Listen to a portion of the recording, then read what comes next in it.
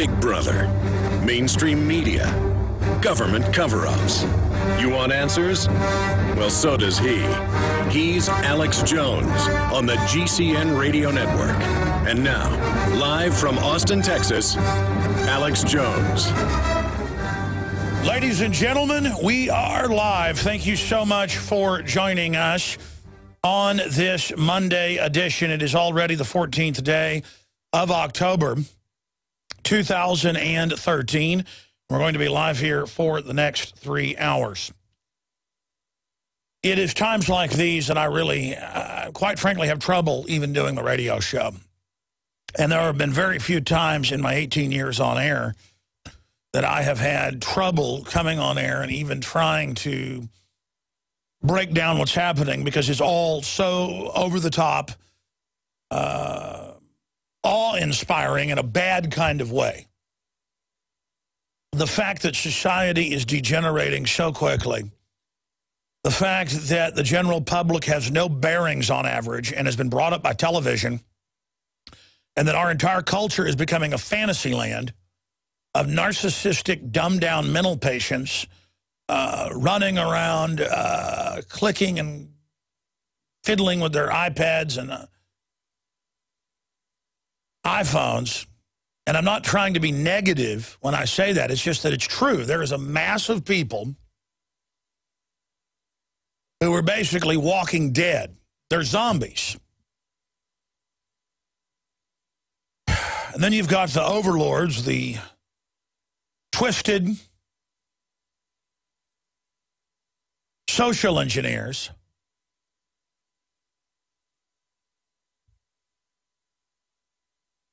who are greasing the skids for all of the horrible things that are happening in society. They're not even behind some of it, quite a bit of it, but they certainly set up businesses and systems to capture all of the flailing lemmings that fall into their web. And then at the same time, the globalists are targeting anyone virtuous, truthful, good, wholesome, honest, loving, compassionate, beautiful, honorable. It really is evil. I mean, we don't know why all this is happening. There is just pure evil. There are systems of evil. And we're going to be breaking that down today. Obviously, you saw in Louisiana the EBT, electronic federal food stamp credit cards. They're credit cards. The American people have to pay for it. Workers have to pay for it. Your children will pay for it. I will pay for it. Anyone who works and pays the exorbitant taxes will pay for it. Suddenly, the cards all over the country weren't working in many areas of the nation, nationwide, as CBS reported.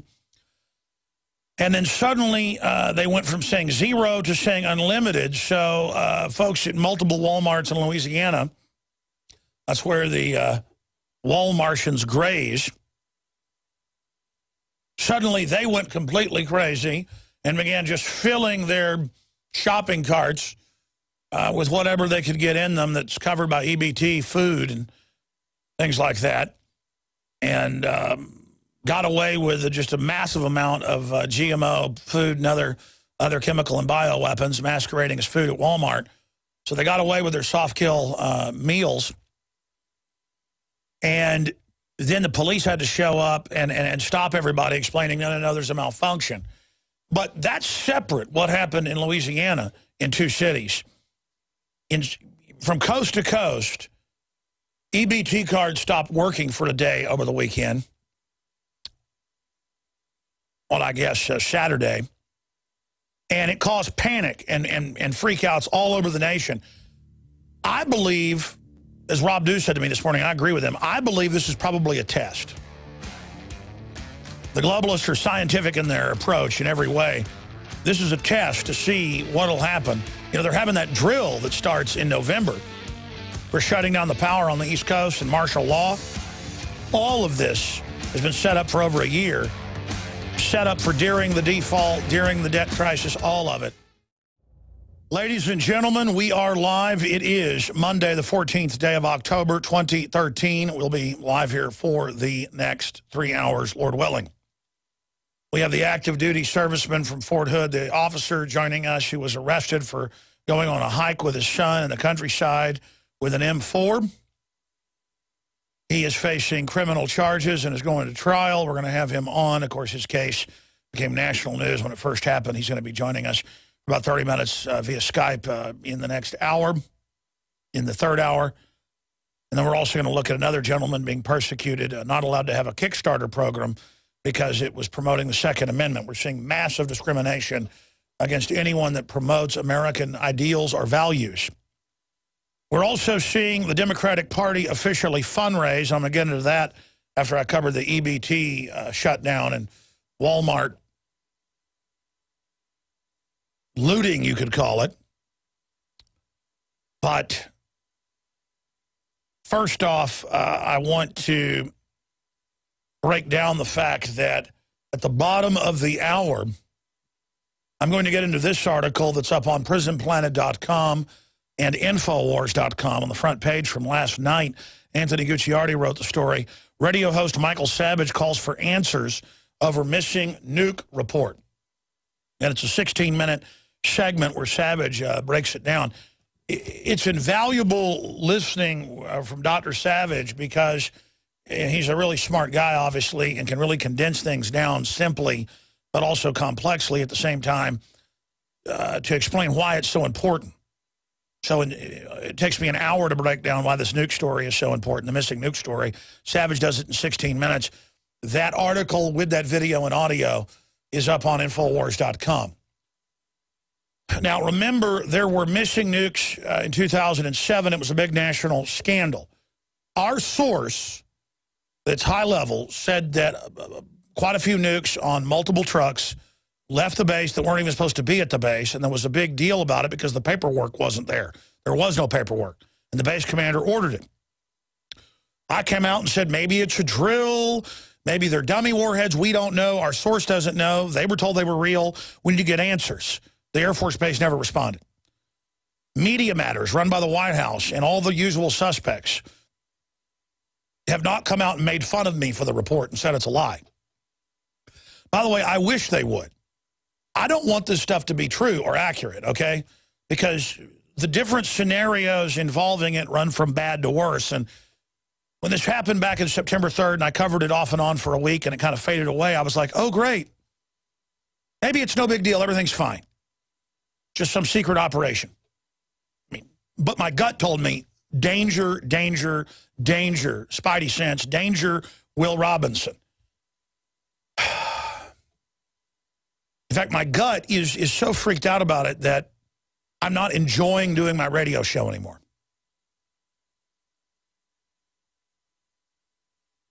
I mean, that's really all I can say. I can't put up with any crap anymore from anybody. I can't get into petty stuff with people anymore. I mean, it's very painful being so serious. And it's very painful seeing a nation of people that act like lobotomized children. And I don't say that from an elitist perspective. I just see people obsessing over football and obsessing over narcissism and all the rest of it. And then I live in the real world where they put cancer viruses and all the major vaccines on record, deadly fluoride in the water on record, GMOs that kill the rats they feed them to at massive numbers. I mean, I'm just living in the Twilight Zone episode, and I realize it. And I'm not on some high horse either. I just can't believe that the general public is so pathetic. On average. There are a lot of wonderful people out there, a lot better than I, but they don't see themselves as leaders and they don't take action. Where is the media? I mean, if the story isn't true about the nukes, then it should come out and I should be excoriated, or my source should be exposed as being wrong, and that's the way this should work. Instead, no one will talk about it a month in. And then I learned the day we reported this, hours later they fired the top #2 nuke commander in the country. Then they fired the #1 nuke commander. And then the AP said it was leaked to them. The White House wants it secret. And it was because of a loss of trust by the president in the commander. The head of all nuclear forces. Major General. You got that going on. And then you got Lindsey Graham saying South Carolina will be nuked, and that's where the nukes were supposedly going. You've got a drill for martial law on the East Coast coming up officially next month. You've got other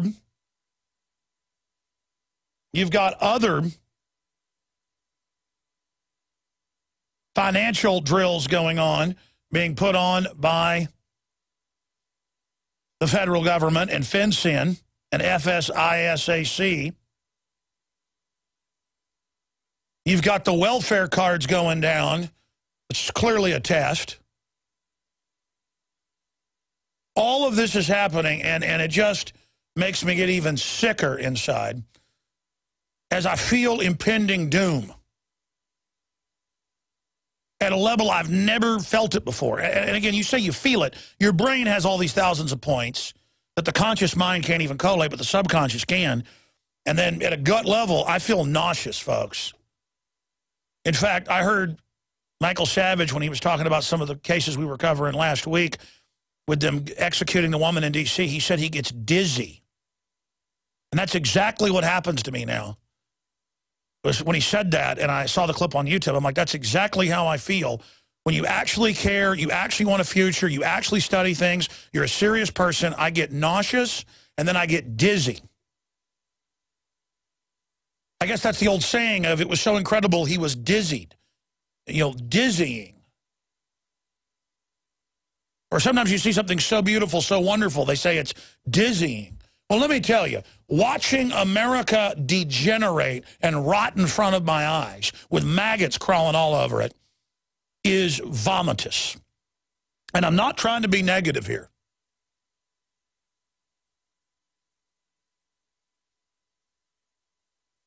But I can't stop thinking about all the serious news. Like my wife calls me up and goes, let's go see a movie. Let's have some fun. And I'm just like, I can't do it. I just can't have fun. It's sick. Maybe I'm the bad person. Maybe I shouldn't care about all this bad stuff, and I should just go watch football games and not care and just let my kids eat GMO and drink fluoride water all day and just party and just run around. But I can't do it. And I'm not here trying to talk about myself all day. It's just that I look at what's going on, and it's insane. I look at the raw videos of vets with their arms and legs blown off, some of them double amputees missing both legs on crutches, going to the World War II memorials, and the vets pulling vets with prosthesis, knocking down barricades. I see this. And then I see the Democratic Party put out a fundraiser saying they're all racist white people, raise money to fight the racist Tea Party. And I see the images of cops in UN blue uniforms, riot police, attacking elderly veterans with billy clubs. And now new footage has come out. You know, the headline in the mainstream media is, documentary filmmaker claims police brutality. And he has footage showing the police attacking peaceful women.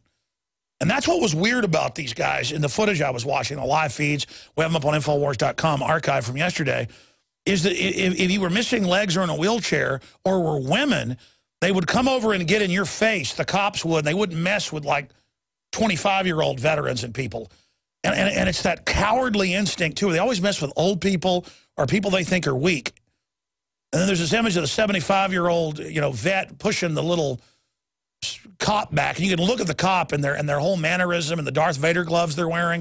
And you could tell. I mean, I bet you $1 million those cops you're looking at are hardcore liberal, socialist, you know, goons.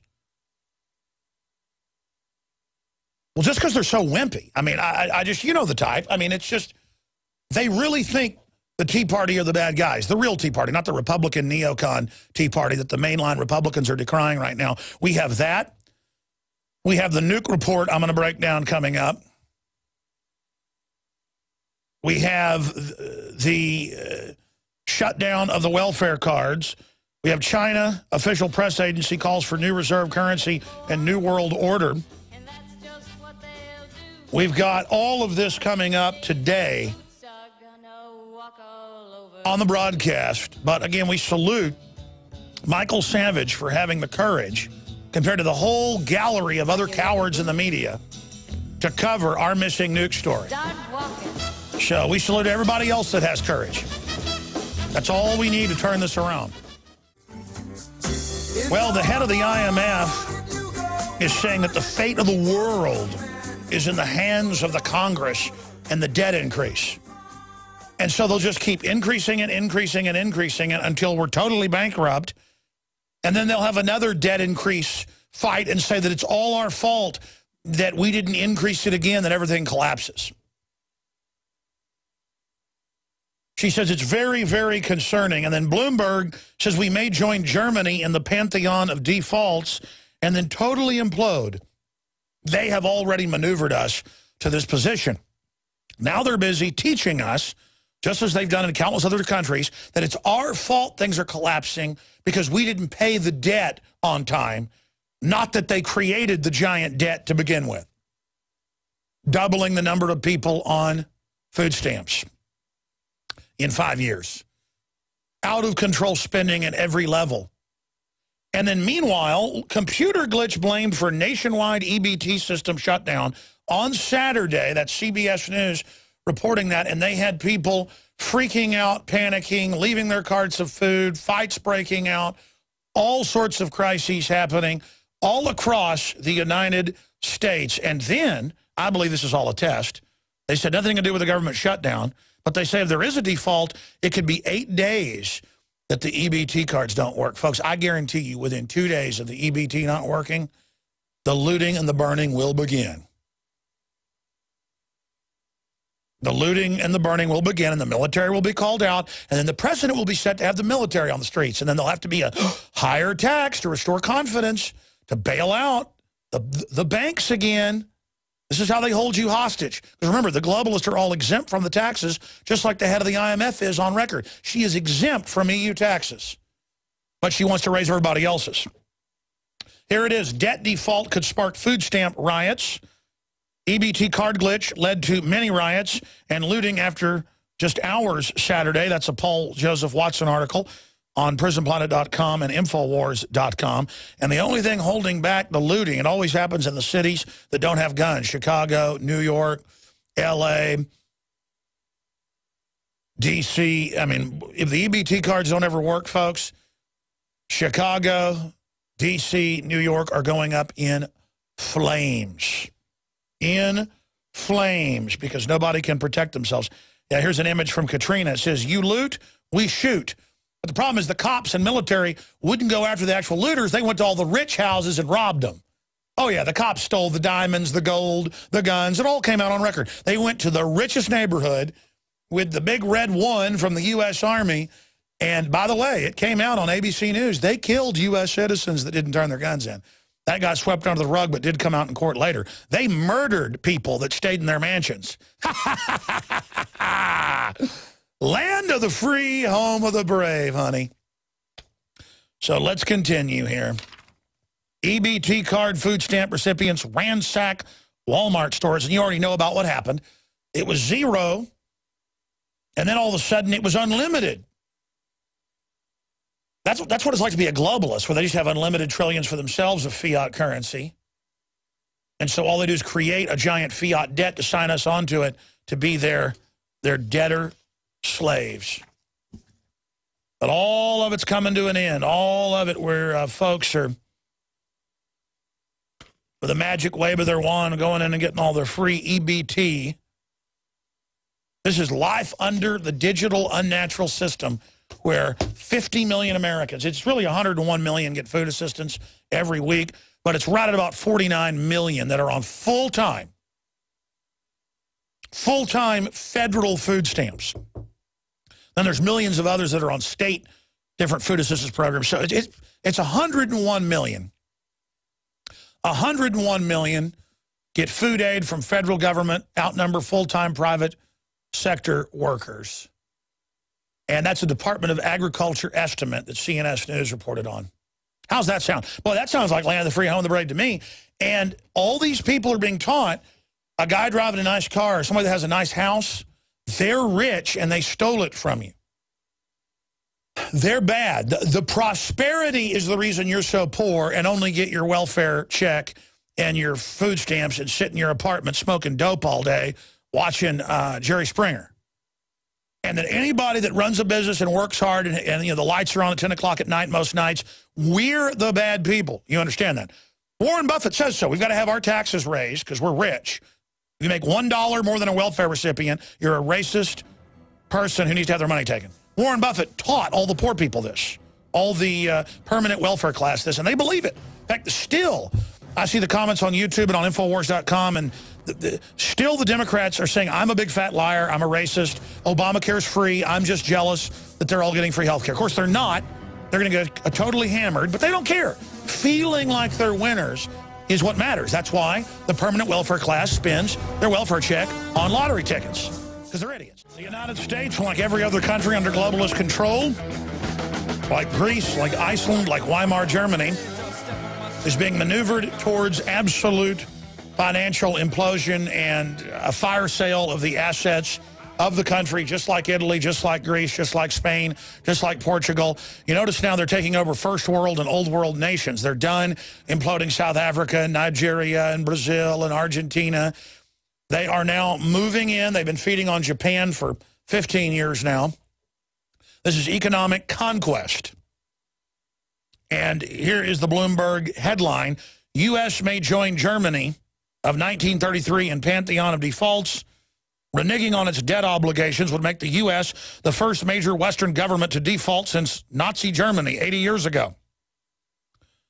Actually, folks, the Versailles Treaty was the reason the Nazis got in. They actually kind of blame the Nazis on the end of Versailles, when the whole fact is Versailles and the unfair, unmitigatedly impossible bills that were impossible to pay back. That's what helped bring the Nazis in, was the Treaty of Versailles. But again, Bloomberg knows that even financial readers are ignorant and don't understand this, so they blame the default on bringing the Nazis in when it was the Nazis that came in and basically defaulted. And that's what made them such heroes to the people of Germany, because it's where you take a debt that's impossible at 20, 30, 40% interest, that's impossible to pay back, and then get sucked dry of war reparations. Germany unilaterally ceased payments on long-term borrowings May 6, 1933, 3 months after Adolf Hitler was installed as chancellor. The default helped cement Hitler's power base following years of political instability as the Weimar Republic struggled with its crushing debts. These are generally catastrophic economic events, said Professor Eugene N. White, an economics historian at Rutgers University in New Brunswick, New Jersey. There's no happy ending. The debt reparations piled into Germany, which in 1913 was the world's third biggest economy, sparked the hyperinflation, borrowing, and political deadlock that brought the Nazis to power and the default. So in a way, this article is accurate. It shows how excessive debt, and then it goes through the horrible results, the Civil War, the despotism that ravaged different countries in previous periods in Europe. So that's what's going on right now. And the very people that have maneuvered us into this untenable, bankrupt position are the ones grandstanding now, saying, give them $100 trillion in further global taxes in the next decade. That's the Davos statement of 3 years ago. And they will fix the economy. Basically hand everything over to them, and the EBT cards will continue to operate. And you'll continue to be able to get your pension fund and your Social Security. And if you let them nationalize the private pension funds and tax them, you'll still get something. But if you don't give in to them and at least let them take control of even more, then everything will break down. And then you give them more power and give them more control, just like in 2008 with the debt crisis. And then 5, 6 years later, you're at the next step of impoverishment. This is the program. This is the plan, and the globalists are using China to hedge their bets with the 300 million slaves and the Foxconn Apple slave factories and suicide nets and rivers that are so toxic they catch on fire and giant power plants being built everywhere as our clean plants are being shut down. The globalists have moved everything there to leverage out their competition here. This is economic warfare, backed up by armored vehicles, helicopters, drones, militarized police domestically to make sure we go into this collectivization quietly. And so Homeland Security demonizes the gun owners, the veterans, the returning veterans, the libertarians, the constitutionalists, because we're what's left. We understand what's happening. We're the opposition to this takeover. And if we get the word out, we'll be like Iceland and Ireland to a certain extent, that say, you know what, 90+% of this debt's derivatives that aren't ours that you guys have signed us onto. You're holding us hostage. We are going to default on the debt that isn't ours that you signed us onto. We're going to call your bluff. Go ahead and implode things. You're going to get the blame. And then they back off. They've backed off partially in Italy. They've backed off in Iceland completely. They've backed off. Switzerland would never let anybody do this in their country. And they're so wealthy. Yet all they're doing is preparing for martial law on their borders as France and other countries collapse. And the Swiss government believes Europe, especially welfare states like Spain and France, will collapse. And they are now setting up troop formations in the mountains around their borders to mow down the French, to mow down the Italians, to mow down. This is in mainstream news. They are reinforcing and drilling for the collapse of Europe, and when giant hordes of welfare zombies come in, demanding free goodies and demanding 5 months a year of vacation, they are preparing in Switzerland for the collapse. And by the way, Switzerland is basically a bunch of high IQ German and Italian and French rednecks that for 400 years have been breeding with each other. And it's more redneck than, you know, say someplace like Oklahoma. That's basically what they are, is the rednecks of Europe. They're just bathing in money, bathing in wealth, bathing in power, bathing in machine guns, bathing in rocket launchers, bathing in the lowest crime rate in the world, bathing in liberty, bathing in healthy children, just bathing and bathing in it. While everyone else just runs around collapsing, overrun with all sorts of corruption. By the way, you know we got the model, to a great extent, of America from the Swiss. Their experiment was only 100-something years old at the time this country was founded. And that's one of the main groups cited was the Swiss militia model, where they have weapons caches in every town of rocket launchers, small artillery pieces, hand grenades, you name it. And then every member of the military, after they get out and serve their year in the military, they then have to have a gun for the rest of their life. And they have home inspections to make sure that your guns are hidden so that if the government got taken over by tyrants, they couldn't find the guns. And then your default order in the cantons in the states is if the federal government ever took over and tried to take over the cantons, you are to resist them. Wow, that sounds like George Washington type behavior to me. And we can't have the Swiss model. That itself is really a Dutch model that they got rid of a long time ago. The Dutch had some of the most successful, wealthy ports. You go back 400, 500 years ago, but they had a problem with pirates coming in at night and demanding a bunch of booty, a ransom, or they would burn down a bunch of ships. They would open fire on ships, and you never knew when they were going to strike the middle of the night pulling in. So they said, you know, we're not going to pay your ransom. We're going to arm and build little private fortresses in the town, paid for voluntarily by citizens, and whoever wants to volunteer to arm in these forts and mount cannons, they will then be heavily armed. And that's what, if that guy search Rembrandt, he did paintings of Dutch militia. Type in Rembrandt Dutch militia. And it'll show the guys standing there with all their weapons.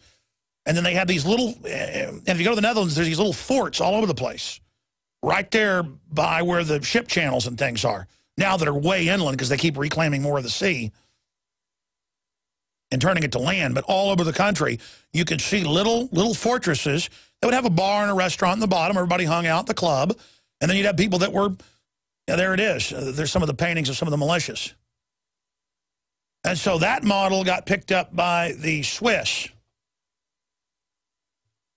But heaven forbid we be like that. And that's how you have a free society where every man's armed, every man's trained to be a warrior, every man's independent. I mean, can you imagine in the U.S. if in every neighborhood there was a big locked iron box, or in the mountains a cave with an iron door filled with high-tech grenade launchers and rocket launchers? and everybody knew how to use them. And what are they training to do? They're training to protect their country during the collapse. What are we doing as the Tea Party, as the Patriots? We're buying guns, getting prepared, getting ready as well, just like our forebears would do. From the giant, sniveling, dumbed-down, MTV brainwashed hordes of folks that literally think that Walmart is a field that never dies, where you go and you pick the GMO food off the shelves and load it in your basket. People said money didn't grow on trees. Yeah, it does. And, of course, they only give a small portion of the overall welfare system to the poor to keep them part of the game. The real welfare whores are Warren Buffett and the rest of them. And so now here's Zero Hedge. China's official press agency calls for new reserve currency and new world order. That's a quote in their official Communist Party Chinese release. They say it needs to be the end of the Americanized world, on and on and on, when they know full well the globalists have moved everything over there, and China now dictates what comes out in our movies, what comes out on television. That is the Communist Party does over there, and they're all part of the same deal, and the globalists have hedged their bets to move everything to China. That's what the CFR openly says. That is the treason. Here's the von Mises Institute. How much longer will the dollar be the reserve currency? And it says not long.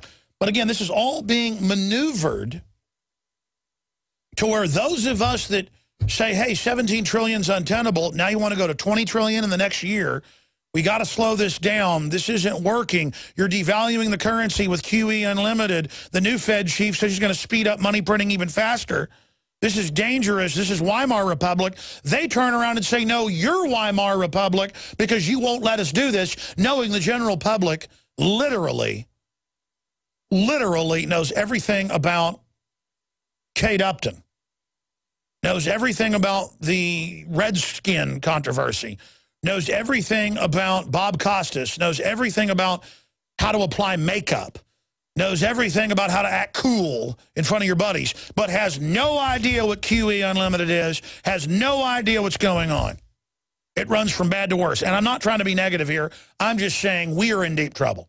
Because the paramilitary police, all they do is train to take on anybody that loves their family, anybody that cares about freedom, anybody that knows what's going on. We're the enemy in this land of crazy people, in this land of toddling morons.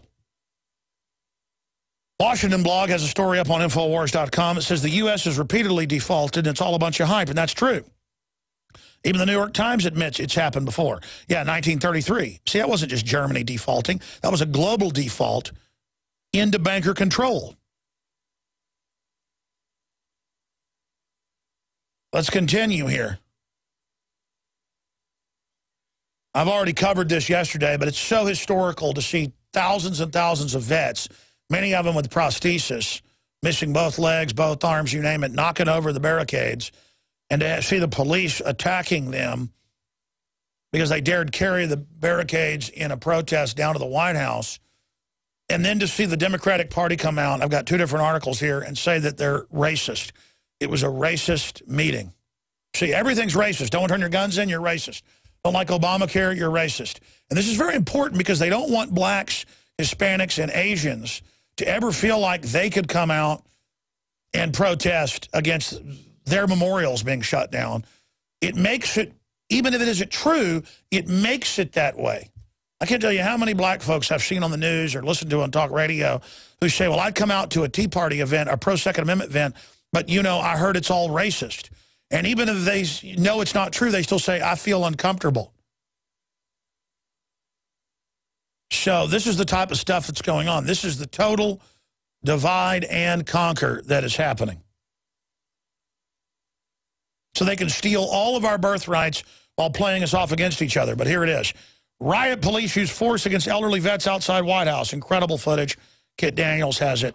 CNN mocks Million Vet March as Tea Party crazies. Makes fun of World War II vets, you name it.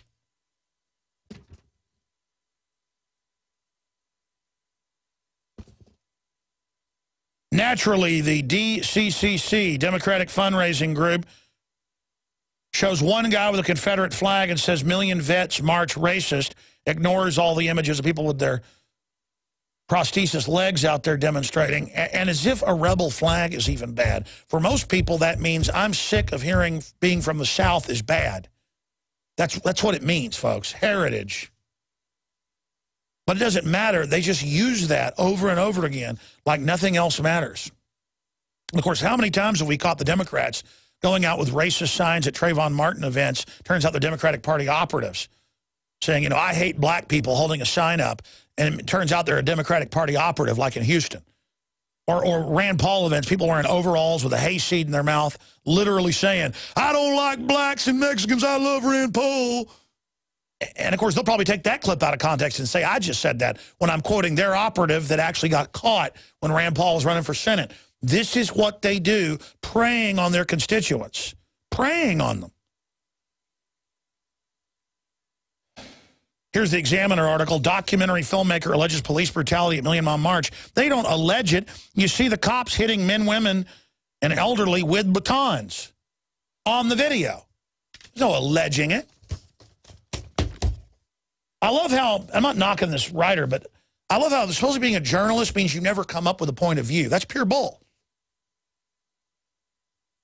I mean, if you got video of, say, a car wreck happening, it isn't, we allege there was a car wreck. Or the videographer alleges he videotaped the Concorde blowing up as it took off from Charles de Gaulle Airport. There's no alleging that the Concorde took off and its engines caught on fire and it blew up, that famous footage. There's no alleging the cops come up and start hitting people with their billy clubs. We're going to come back and after the break and get into Michael Savage and why it's so important that the missing nuke story be investigated. Because, folks, our source is a good source, known to us for a very long time. I don't want to say more than that. And they just said there weren't supposed to be nukes here. There was no paperwork. This is a big deal. The base police, that are private police, were seen by this individual saying, I'm not going to sign off on this. The commander had to come out and tell him, you let the nukes leave, the head of the base, the general. The police stopped the trucks and said, you're going to tell me where this is going. And they did tell them where it was going. And then all these top nuke generals get fired and all this afterwards. That's why this is serious. I don't know what's going on with it, but we need answers. Because I don't blame people not believing us from an anonymous source, you know, at the beginning, but look at all the stuff that's happened since then. Look at how they haven't ever come out and said, we're making this up. Because, folks, we have a real source who says they saw this. Can you imagine if the EBT cards, the welfare cards, the food stamp cards, if there was sporadic looting and fights breaking out over just a few hours of them being down? Can you imagine a few days, a few weeks?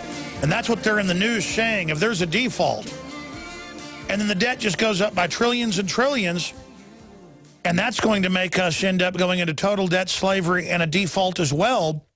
Every economist we've interviewed says we're destroyed financially and economically if we continue down this road, and we're destroyed if we pull out and stop.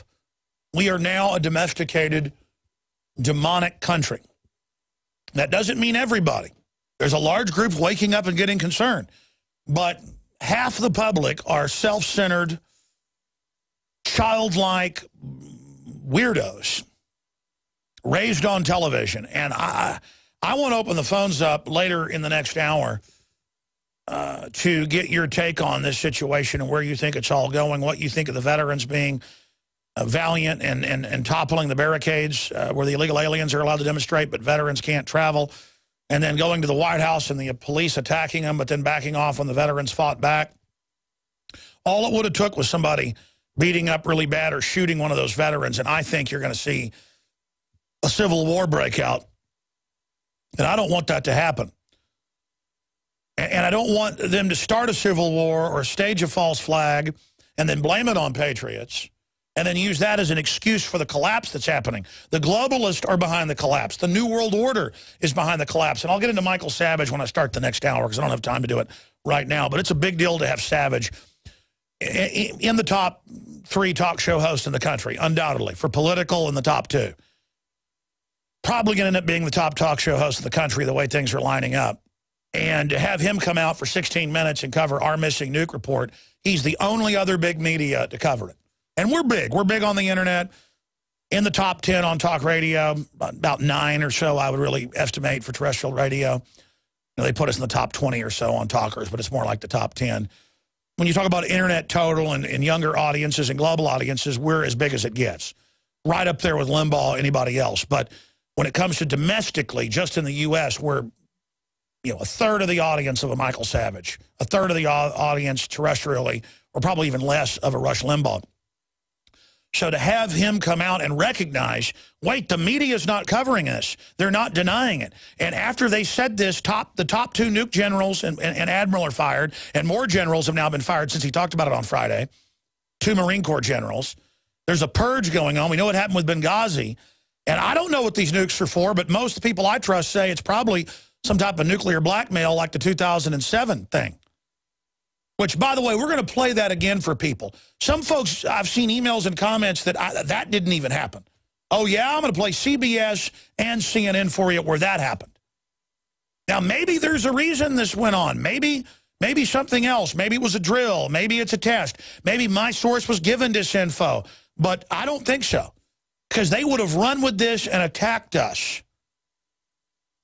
I'm not worried. I know my source is real, so they're wrong if they're wrong. Very credible source, very high level. That's their problem. Anybody in real media would go with something from a source at this level. And I said, you know, they could be wrong. And hedge my bet up front. I had a responsibility to cover this, by the way. This isn't the type of thing you do, okay, if you just care about your own skin. By the way, if you want to support the broadcast, we get incredibly high-quality products. We have more of it that came in, but it's selling out quick. The Nation Iodine, Atomic Iodine, does incredible things according to the reports out there and the medical doctors we've talked to and others for the thyroid, the body, the background radiation, the blocker, the fluoride detoxer, InfoWarsLife.com. We also have the Pro Pure water filtration, discounted promo code WATER 10%, InfoWarsStore.com. Big Brother, mainstream media, government cover-ups. You want answers? Well, so does he. He's Alex Jones on the GCN Radio Network.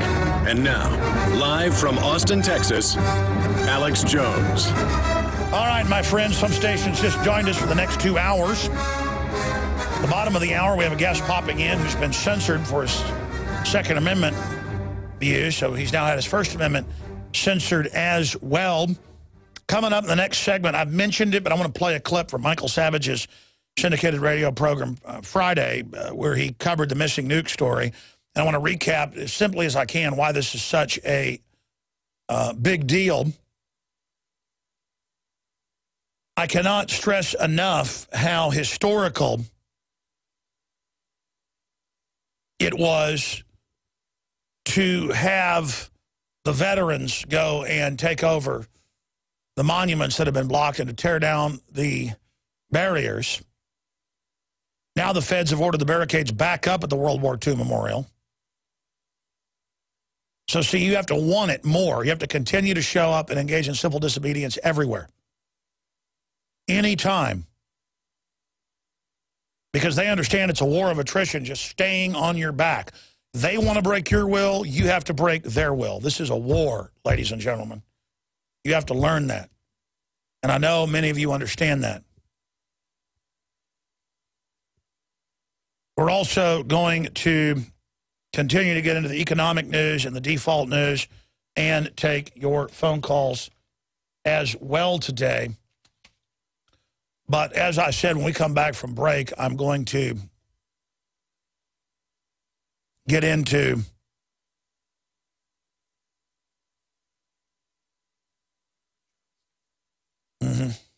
the other news.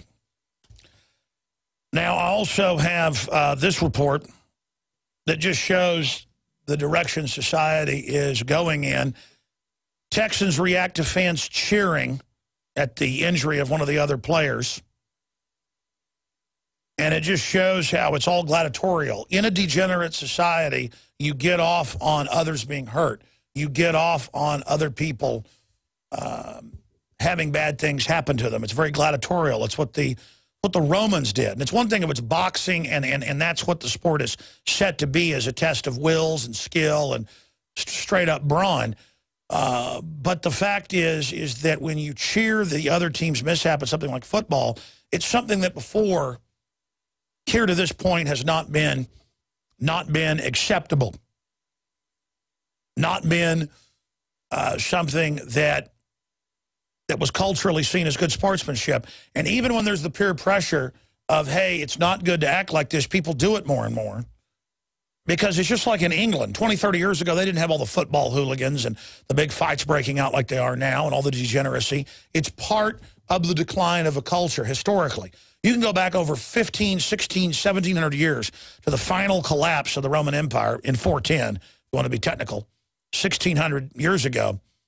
And the historians then were writing about the welfare class and the growing welfare class and the open borders with people coming in to be part of the welfare class and the way the corrupt elites set up and the corrupt police forces and the corrupt systems and the gladiatorial events and the degeneracy of the public.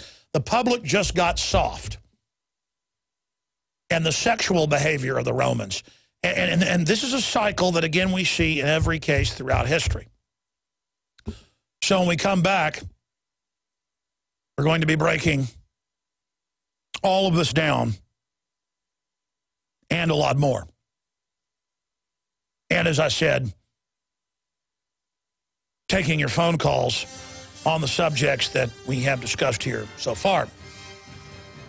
The situation is getting dire, obviously.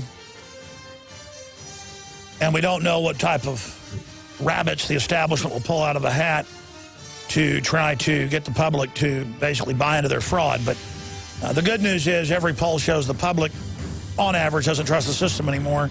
And that, at least, is a positive thing.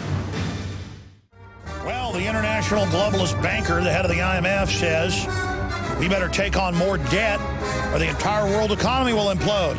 And, of course, she's a big globalist banker. She wants that. More fiat debt made up that the government signs on to, that these bankers get to use, and then we end up becoming their debt slaves, bailing them out. How about we get rid of their global system? How about we restore freedom? How about we set up economies, once again, that are based on quality and based on building a good civilization, not a civilization based on fraud and corruption and welfare cards. Now, ladies and gentlemen, before I give out the toll-free number and get into the latest NSA news, the latest on the global default, and the veterans removing barricades from memorials and bringing them to the White House only to be attacked by riot police in UN blue uniforms. Before I get to all of that, just recapping what's been one of the top stories for us since September 3rd last month.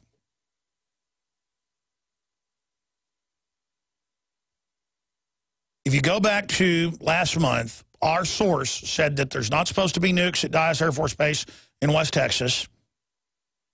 And just recapping for people that just joined us, and that these nukes were brought out of mothballs and loaded on trucks with no paperwork. And when the base police and others and the other officers said, what's going on?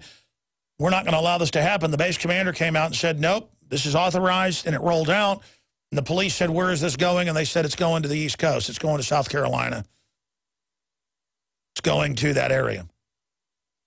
Now, we come out and report that our source told us this, and it's a very credible source, but that they didn't know why it was going there, but just that it was highly irregular and probably illegal.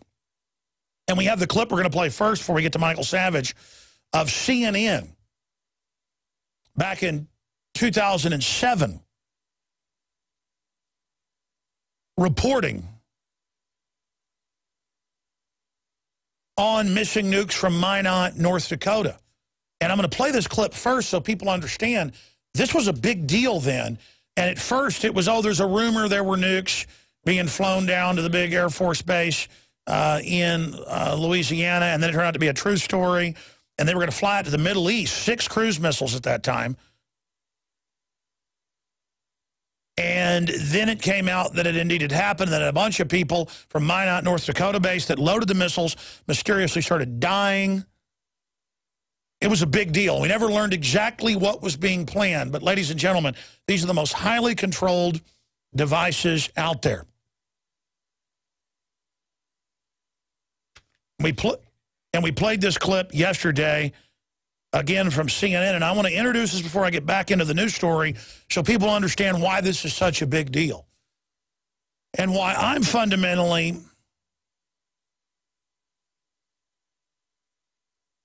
so freaked out. We've been reporting this, and if this isn't true, or if our source is wrong, we need the so-called dinosaur media to come out and show how we're wrong. We need the base to come out and deny this. We need the media to respond, but they won't. Just 6 years ago, it was a big deal when stuff like this went on. And they won't cover it now. They won't deny it now. And then you add to this the #2 nuke admiral, #2 over all nuclear forces, it turns out was fired on September 3rd. We didn't know about it till 2 weeks later when it got leaked. They kept it secret. Now the #1 commander, General Carey, Major General, he was fired last week, and AP said this had to be leaked to them. The White House didn't want anybody knowing. It's always been public when they sack a general. There's major stuff going on, and I'm not sure exactly what, but my gut, I'm going to say this again. I'm having trouble talking. I'm sure you're noticing this, that I sound different today. It's because I'm disgusted at so many levels. There's the headline. General in charge of nuclear missiles fired. Major General Michael Carey, 35-year veteran. They said because of lack of trust, loss of trust by the president and him. There's a litmus test going on right now. We know it's been happening with Benghazi and more, where they're purging the top ranks. 2 other Marine Corps generals were canned as well over the weekend, and they've made up little frivolous excuses for that. There's major stuff going on. And I said back in September, I said, I hope this is just a drill, dummy warheads. They were testing what the base would do. I hope maybe it's just a secret transfer they don't want the Russians to know about. Probably no big deal. We know there's secret nuke caches. Weldon Henson was at that base for years, assigned to working on B-2 bombers and F-16s, and he said it was well known there were nukes there, but it was secret since the '86 START treaty. All that is important. They said they'd have Russians in there inspecting the bombers, that they had slats in them so they couldn't carry the hydrogen bombs. I was thinking this is probably not that big of a deal. They're always sneaking around with nukes, but then all hell broke loose after. So maybe it's still not a big deal. But I'm telling you, you go and you do something really dangerous like this. You go out on a limb with a source you know is credible but still incredibly dangerous. The source goes out on a limb, and no one covers it a month later. We're talking a month and 11 days later, except Michael Savage. And that's good. We're glad he covered it and very thankful. The article's up on Infowars.com and PrisonPlanet.com where you can hear the full 16 minutes where he broke it down. And he said, yeah, the press needs to cover this. There needs to be answers. And hopefully now they can't ignore him with, 8, 9, 10 million listeners a day. Hopefully something will come out of this. I mean, I want them to come out and deny it or say you were mistaken or those were decommissioned being sent to the... what is it called? Pantex? What's the giant factory close to there where they build them and dismantle them? The biggest nuke plant in the world is very close to Dias. Yeah, Pantex. But no, none of that happened. It just gets worse from there. Lindsey Graham, that day, hours after we came out with it, said in CBS News that South Carolina will be nuked and New York will if we don't attack Syria. This is why I'm freaking out. Let's go to the CNN clip from 6 years ago with the last missing nukes so people understand what a big deal this is. Let's tell people what we do know. It was last Thursday, a B-52 bomber loaded 6 air-launched cruise missiles under its wings, took off from Minot, North Dakota, flew the length of the United States to Barksdale, Louisiana. Those missiles were supposed to be decommissioned. There was just one little problem. When they landed in Louisiana, they found that those missiles that were supposed to be basically decommissioned and taken out of service, each of them had a nuclear warhead on them. 6 nuclear warheads flying the length of the United States, and no one seemed to know it. To say the least, a major investigation is underway now. The Air Force officer in charge of the squadron loading the munitions relieved of duty. They took an immediate inventory of all Air Force nuclear weapons to make sure they had everything. They say the public was never in any danger. The weapons were not armed, that there would have been no nuclear detonation if in some fashion the missiles had basically fallen off the wings of the airplane. But really, small comfort to most of the military and to many Americans, perhaps. This sort of thing is not supposed to happen. Nuclear weapons are the most guarded, the most secure. Yeah, that's right, because it wasn't an accident. We did major investigations. It was supposed to fly out from there to the Middle East. They were going to give the nukes to somebody. They were up to a false flag. Something big was going on. We know that from our sources. Huge, huge operation that good guys inside the government blew the whistle on. Now, here's a few minutes of what Michael Savage had to say about this on Friday and the new report about missing nukes. Here it is. We're asking a simple question. Why has Obama purged the top nuclear commanders from our military? Vice Admiral Tim Giardina and Major General Michael Carey were thrown out over nothing. Now, there's only one site again that's talking about. It's the same site that talked about the killing of the unarmed black woman in Washington 2 weeks ago. Remember, if they can kill an unarmed black woman, execute her after removing the baby from a car, and then shoot her to death, without one word from the phony reverends or from the useless Pravda media, what does that tell you they can do to anybody in this country? So now they're purging the military. They're whacking people for no reason whatsoever. Top new commanders terminated following missing nuclear warheads report is the headline on prisonplanet.com. That's Alex Jones's website. He's the only one covering this. I just found it by Anthony Gucciardi. And here's what they say. 2 of the top nuclear commanders within the United States have now been terminated following the exclusive high-level military leak report by Alex Jones and myself regarding the secret and unsigned nuclear weapons transfer from Dyess Air Force Base to South Carolina. Disturbingly, the high-level suspensions from top generals within the military establishment are not the only red flags to follow the leaked report. Here's a strange sentence. Even before it was announced that the second highest nuke commander in the U.S. was suspended on the same day of the secret nuke transfer just weeks later, it was Senator Lindsey Graham who went on record hours after our report in saying that a nuclear attack could come to South Carolina in the event that we did not move militarily against Syria and Iran, pushing even harder to action against both Iran and Syria. What is this? What has Lindsey Graham got to do with this? Lindsey Graham is a very strange, dangerous individual in my estimation. Folks, we're going to go to break and come back, and you can see the full video and audio. Hear it up on Infowars.com. But he really breaks it all down in 16 minutes better than I can, because he can calm down. I'm having a lot of trouble with this. Point is, we don't know exactly what's happening, but it's bad.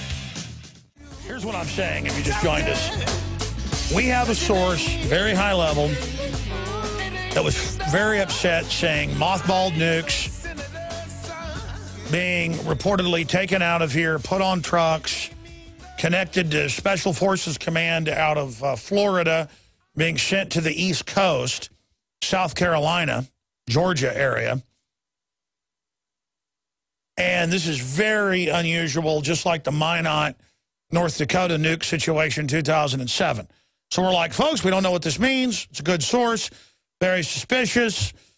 We'll see what comes out of it. Then we learn 2 weeks later, the #2 general over those nukes nationwide was canned secretly. Then the #1 general was canned last week, again secretly, and no one knew until Friday when AP got the leak. Now they're canning 2 more Marine Corps generals. And loss of trust is what they're saying with General Kerry, Major General Kerry, the head of the entire nuclear forces. It's definitely connected, and that's why I'm so upset, is that I've had a nasty feeling about this the whole time, and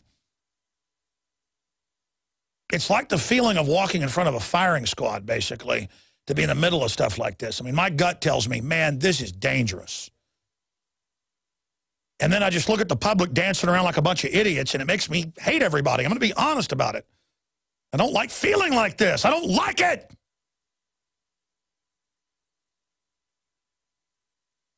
I mean, it's like Rome, with a bunch of people, cheering when somebody gets hurt in football, and all the corruption and the EBT cards not working. It's this backdrop of people rioting for their free goods, and foreign IMF and the foreign communist Chinese lecturing us when they're running our debt, maneuvering us towards total collision course.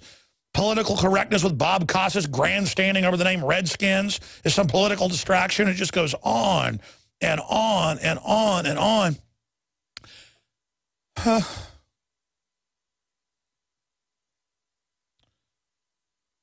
I've never really talked like this on air, folks, but I got to tell you, I used to halfway be embarrassed, because that's just who sponsors with us, because that's the audience we have. They're smart people that know they need to be prepared in a corrupt society like this, with civilization teetering on the edge and supply chain being just in time and all the other factors that people like James Leslie Rawls and so many others have been absolutely right. I mean, I've always been like, yeah, you need some storable food, and yeah, you need to be prepared, and yeah, but that's just what, our sponsors do, and that's who supports us. So I guess I was kind of like halfway embarrassed. I'm always, having sponsors that are survival this, survival that, but I do it myself. But it's kind of like you're almost embarrassed with all the guns and the food and the training, and I hope things don't collapse. I'm sure it'll be okay. This is just in case. Now I'm actually going and getting ready and going over things and worried about stuff and getting to know my neighbors and looking at how degenerate the general population is, and just freaked out. I realize now it's not a chance things are going to unravel and collapse, so it's okay morally that I promote survivalism, because my audience are survivalists who are smart people, so it's okay that we fund getting the message of liberty out by selling people high-quality preparedness goods. But now I've gone from 20-30% chance that'll ever be needed to like 95%. I don't see any way out down the road. It may be a month, it may be 5 years. But now I realize this country is in a train wreck, and it's only going to get worse. It may get better after the wreck, but we're going through this. That's the point I'm making. And it's not some good feeling being right. It's not some good feeling knowing that my worst projections are accurate. It's horrible. It's like when you learn your grandpa's got bone cancer. It's exactly what this feels like, but beyond it. Our country is dying right now. And the general public is so decadent. That's why it's dying, because evil can take over, because people are demonic slobs now. Or they're poisoned by GMOs and the aspartame and the chemicals, and they don't even know what's going on anymore. And they're busy working 2-3 jobs, and they got a house full of screaming kids, and everybody's overwhelmed in this modern society. We've got to focus on essentials, family, and liberty, and private property, and God. And self-defense. We got to stop caring about all the side issues, and we've got to get together as liberty lovers and get ready, because I'm telling you, folks, I'm telling you, it's going to get a lot worse before it gets better. And you got missing nuclear weapons. Of course, our report's accurate. I wish my source wasn't right. I've been trying to think of ways he could be wrong. It's just horrible. I mean, it's another symptom.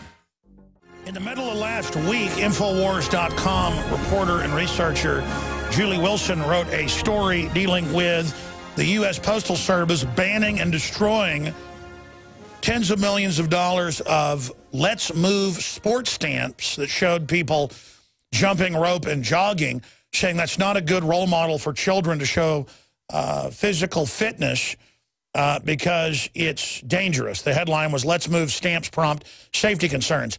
Since then, that was 4 days ago, And you can see we broke this. And I'm not bragging, hey, we broke this, hey, we're hot shots. I'm just showing you how everything we basically cover and break ends up getting picked up by the mainstream media because they don't even know how to do research now or how to even look at their precious government and understand what it's up to. Now Fox News is covering it, CNN, ABC News, the Daily Mail.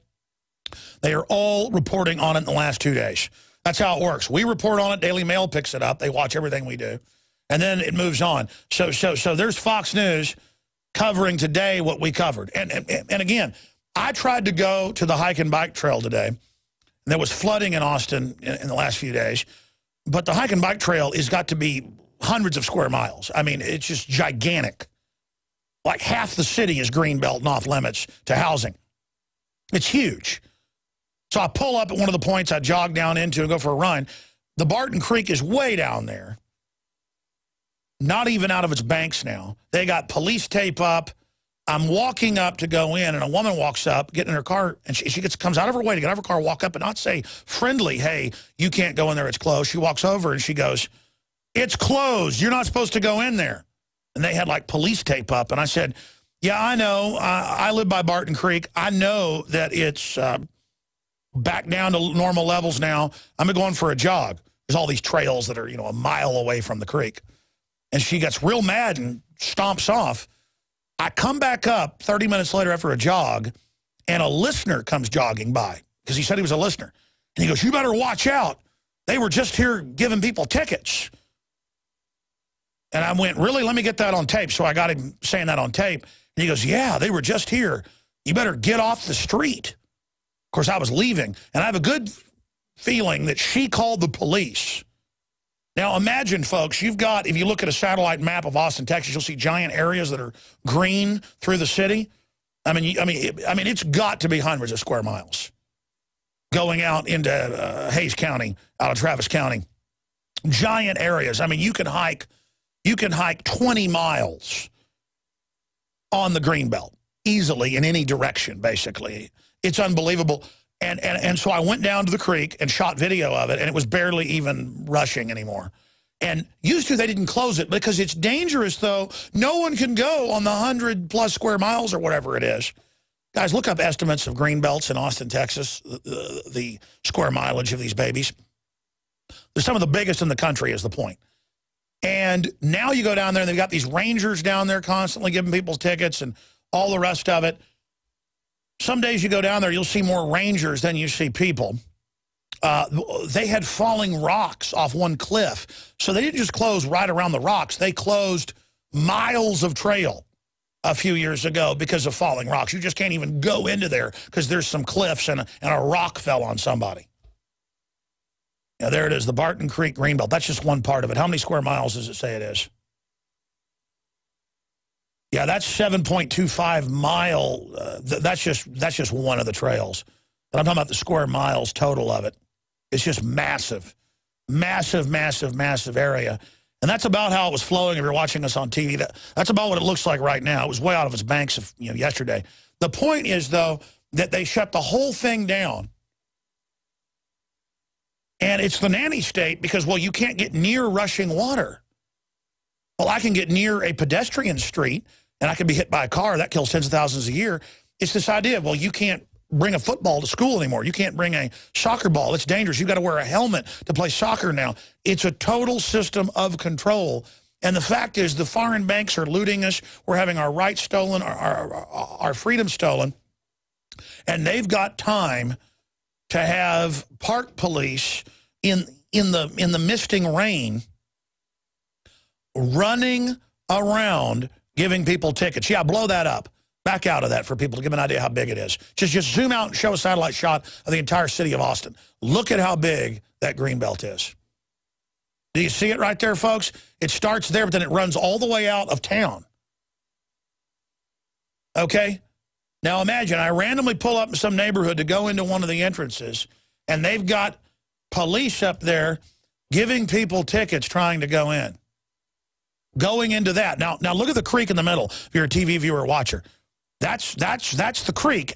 Now imagine, a mile off the creek, I want to go for a run, nothing to do with the creek. I went down there because it was forbidden, of course, just to see this great evil. So there's the nanny state. Hey, if you're foreign banks, you want to steal $47 trillion, that's A-okay. If you want to do stuff like that, it's okay. If you want to put cancer viruses in the vaccines, that's A-okay. But if you want to come out with a USPS pro sports let's move stamps that show kids jumping rope and kids playing football and kids playing tennis, it's banned. And to me, that was sensational when Julie Wilson wrote about that last Thursday. Sensational. And it is sensational. But why is it usually Infowars.com that is shocked by something like that to initiate people having outrage? That's what's freaking me out. We have, from my source is telling the truth that they believe they were told they were real nuclear weapons that were secretly at the base being shipped out without proper paperwork, and the police freaked out in front of them as well. Everybody freaked out, just like when nukes showed up from Minot, North Dakota at Barksdale Air Force Base 6 years ago. Everybody freaked out. It got stopped that time. This time it didn't get stopped. The nukes disappeared on down the road. Maybe the source is wrong that they were nukes. I mean, I'm hoping this is wrong, but no one cares. Because did you hear the Washington Redskin name is racist? And did you hear the Second Amendment's racist? And did you hear Obamacare works wonderfully? And if you don't like it, you're a racist. And did you hear the veterans that had their arms and legs blown off, pulling down the barricades? The Democratic Party put out press releases saying they're racist. So it doesn't matter if one of the nukes goes off and you don't like being blown up by it, you're racist. Having any concern is racist. We're joined by Brian Aitken. I wanted to get on the nightly news, but we scheduled him here on the radio, so it's great to have him. He's going to pop in briefly with us. Banned by Kickstarter.com. I thought Brian Aitken's story was important because this is happening to a lot of people. If it's pro-free speech or pro-Second Amendment or pro-states' rights, they don't let you have a Kickstarter campaign. He was going to do a Kickstarter campaign to write a book. And the control of crowdsourcing and charity and things like this and political money giving is key. It's okay for the University of Texas to send out letters to all their alumni saying, give your estate to us when you die. It's okay for the socialists and the ADL and Southern Poverty Law Center to go out and beg for money from all the professionals in the country, you know, to set up anti-free speech groups. But if I, God forbid, ever try to raise money or have a money bomb, it's the worst thing since Satan. If other, and he's got a bunch of examples of where they let socialist, communist, anti-freedom groups raise money for political action. But he wrote a book about people with legal guns having their guns taken. It happens all the time. Neighbor doesn't like that deer rifle they saw. Cops still come and say, well, the neighbor was scared, we're taking you to jail. You see it in the news all the time. He wrote a book about it. He was going to raise money to publish it. And Kickstarter came in and said, no, we're going to selectively not let you. Just like Google. People say, well, why use Google Store? Because that's where the market is. You go to the big store to then reach people and wake them up. It's the equivalent of brick and mortar. And just like black people weren't allowed to go in and eat at the lunch counter back in the 50s and early 60s, and they had to go say, yes, I want to eat there. Oh, go eat somewhere else. Well, there is nowhere for me to eat. Well, you shouldn't be upset you can't eat at this lunch counter.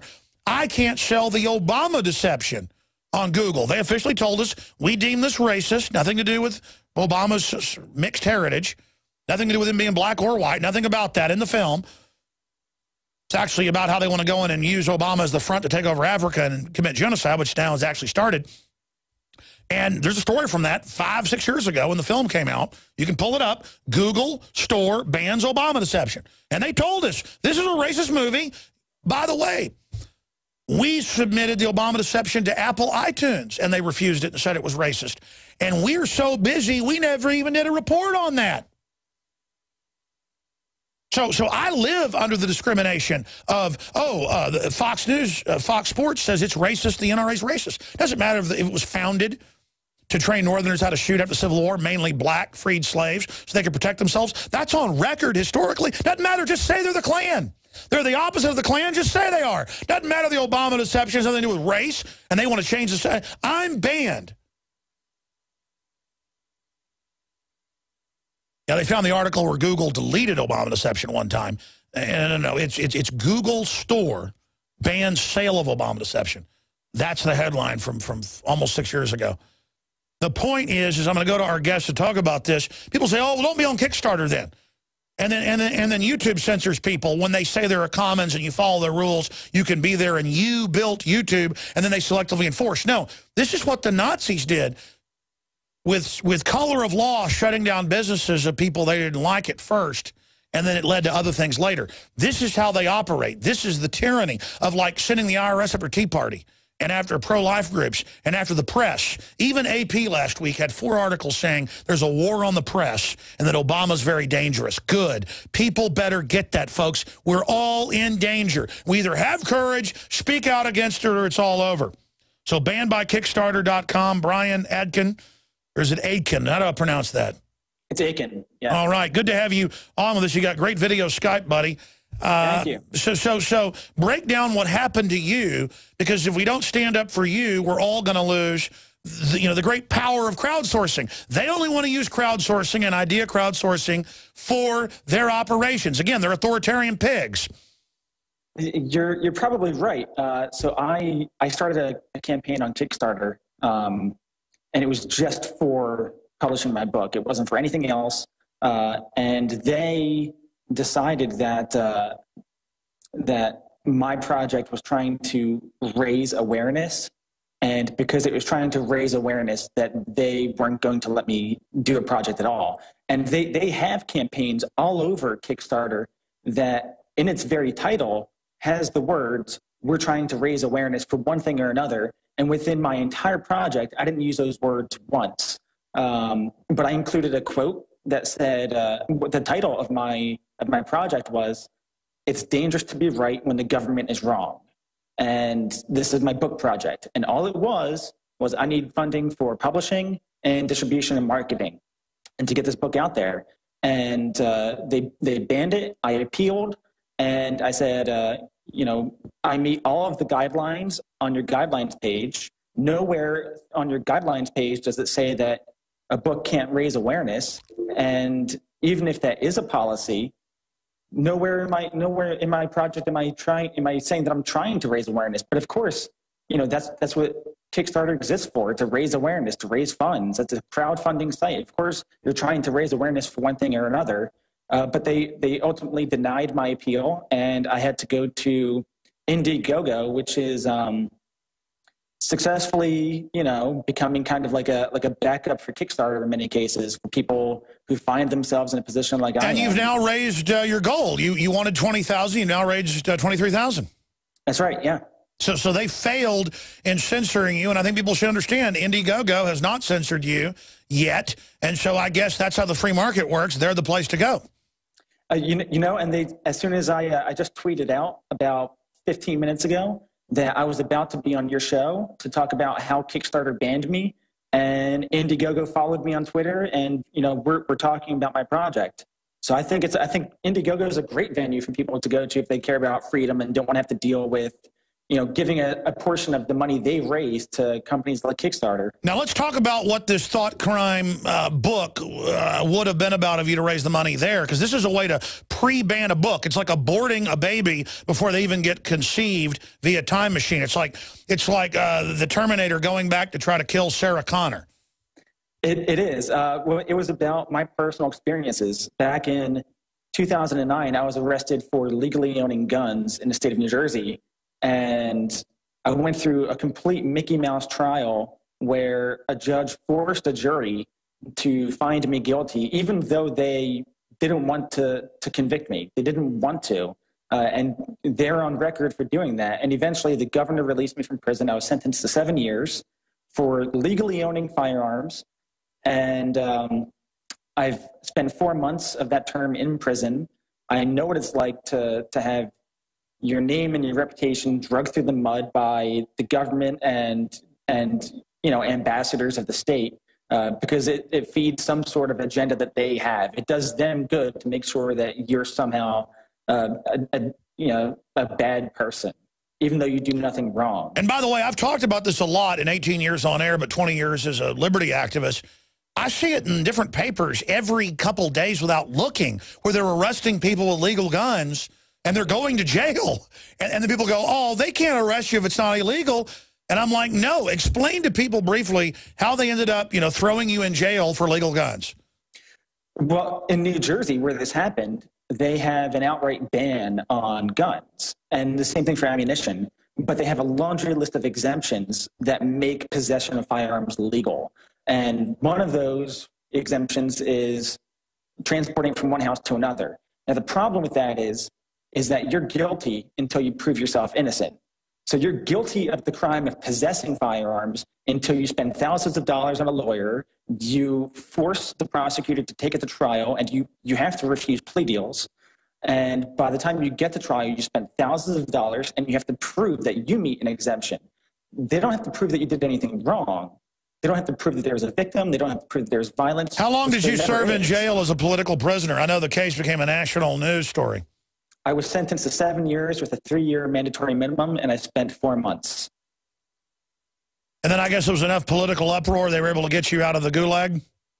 They were, but it hasn't been enough for me to see my son again. It's been 4 years since a family court judge decided that fathers who lawfully own firearms are a danger to their children, and I haven't seen my son in 4 years because of that judge's decision. And this country's so free that you went to jail for legal guns on record, it became a national news story, and then you try to go publish on a system made for people's political activism, and then they ban you. It's just a gauntlet of tyranny. And now the TSA, the story's still on drudgereport.com on the left-hand side. This needs to become a national story where they have announcements at the TSA that if you laugh at us, we're going to arrest you. We're such a free country that if you laugh at the North Korean commissars, you disappear into a black hole. Stay there, sir. I want to come back and get some final comments from Brian Aitken straight ahead. Banned by Kickstarter.com, but they haven't stopped him. His book is going to come out, whether these authoritarian scumbags like it or not. So put that in your pipe and smoke it, dirtbags. All right, folks. Alex Jones here, back live for the first 25 minutes or so of the next hour, and I'm going to open the phones up for your take on all the news that's taking place. The World War II vets storming the memorials, going to the White House with the barriers, being attacked by the police, the Democratic media calling them racist. Now I actually have the news articles here. We've already gone over those. The missing nukes, now that all these top commanders are getting removed, and Marine Corps generals and the head of all nuclear forces, and AP said that Obama didn't want it known. I mean, this is unprecedented. It looks like coup d'etat stuff going on with nuclear blackmail that's out of the chain of command. Because remember, the globalists can only do what they can get good people in government. Most military people are good men and women. In fact, some of the best people out there. Most of your FBI agents are not consciously criminal. Even most of your ATF are not consciously criminal. They just all believe in what they're doing. And so they're not going to ship a nuke somewhere under tight chain of command to blow something up and then blame it on somebody. Anyways, I'm going to get into that in the next hour. The system has to lose some or redirect some that are under COG and then stage something, and that's what this fits into. This is really serious. 800-259-9231, 800-259-9231 is the toll-free number to join us, 800-259-9231. Briefly, we went out and researched the very best dash cams, and they're hidden dash cams that fit over your rearview mirror that are HD, comes with an 8 gigabyte memory card. This is way more inexpensive than any other competitor because I'm very competitive, as you know. And you can rotate it around and get shots for wildlife, out-of-control drivers, road rage, bureaucrats, police, whatever the case is. We have the HD car camera system at InfoWarsStore.com, and your purchase supports the broadcast. We have the best gravity-fed filters out there, the Pro 1 system that cuts out the fluoride, the glyphosates, all of it.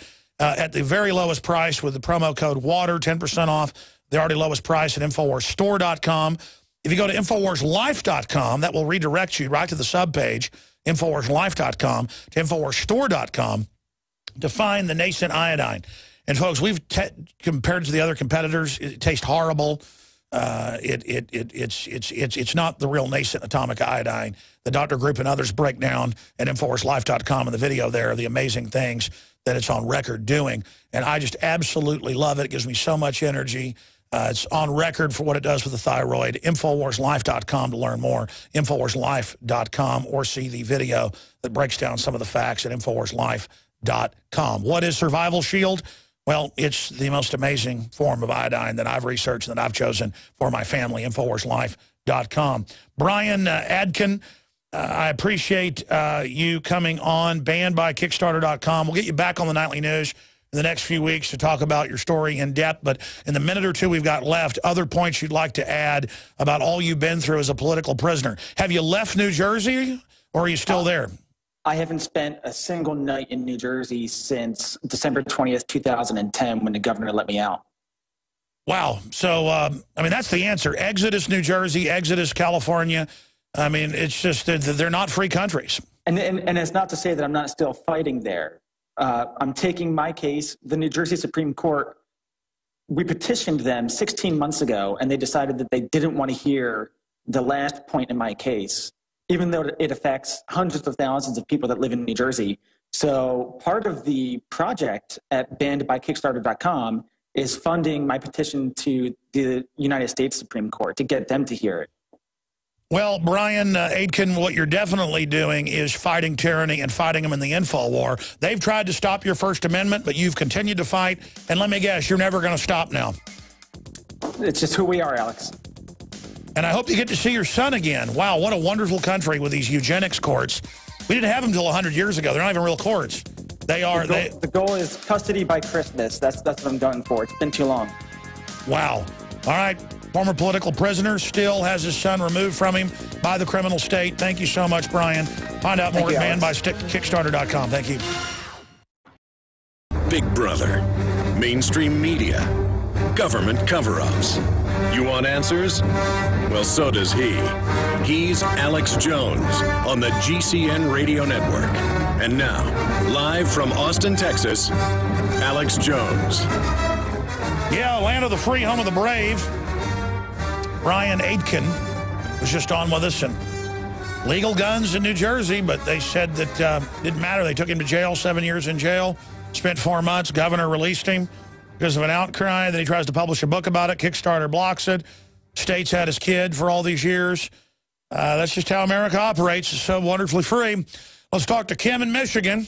Remember, if you're a hard-working, gun-owning, non-person, I mean, a person with no criminal record, non-criminal, you're gone. You're dead. I mean, politically, they're coming after you because they're a criminal group.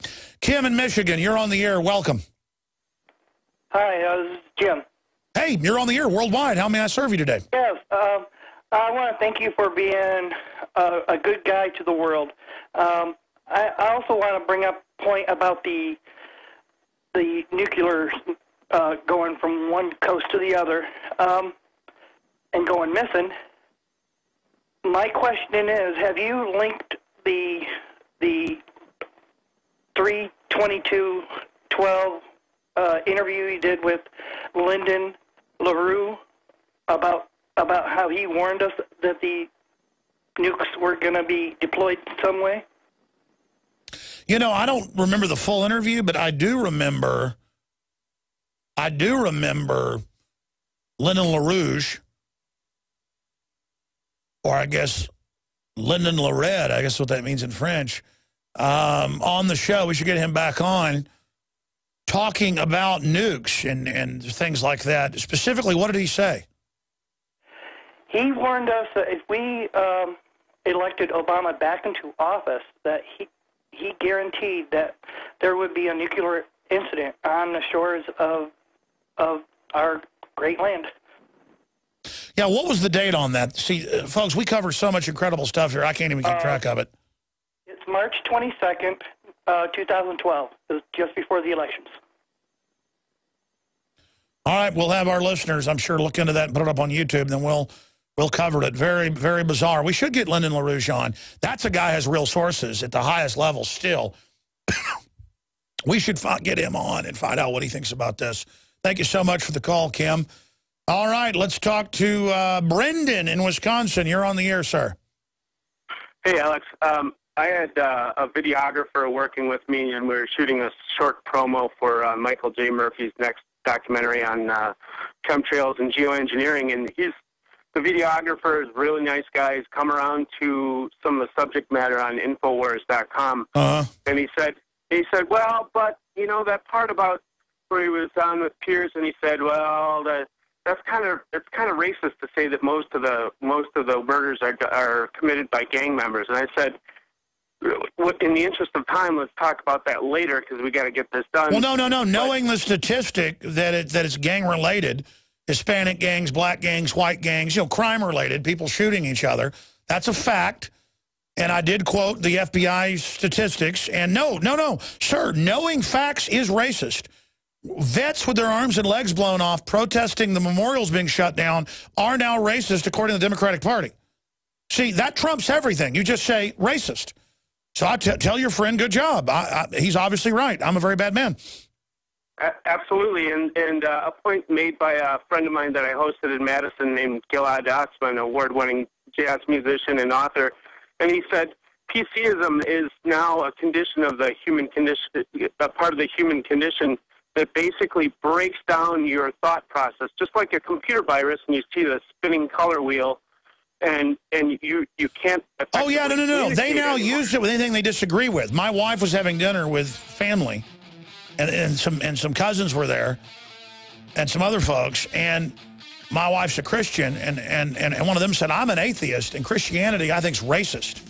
Well, they said, I think it's racist that Hobby Lobby is closed on Sunday. And it's like, what does that do with race? And they're like, doesn't matter. It's racist. It's like a little power word. Racist, racist, racist, racist.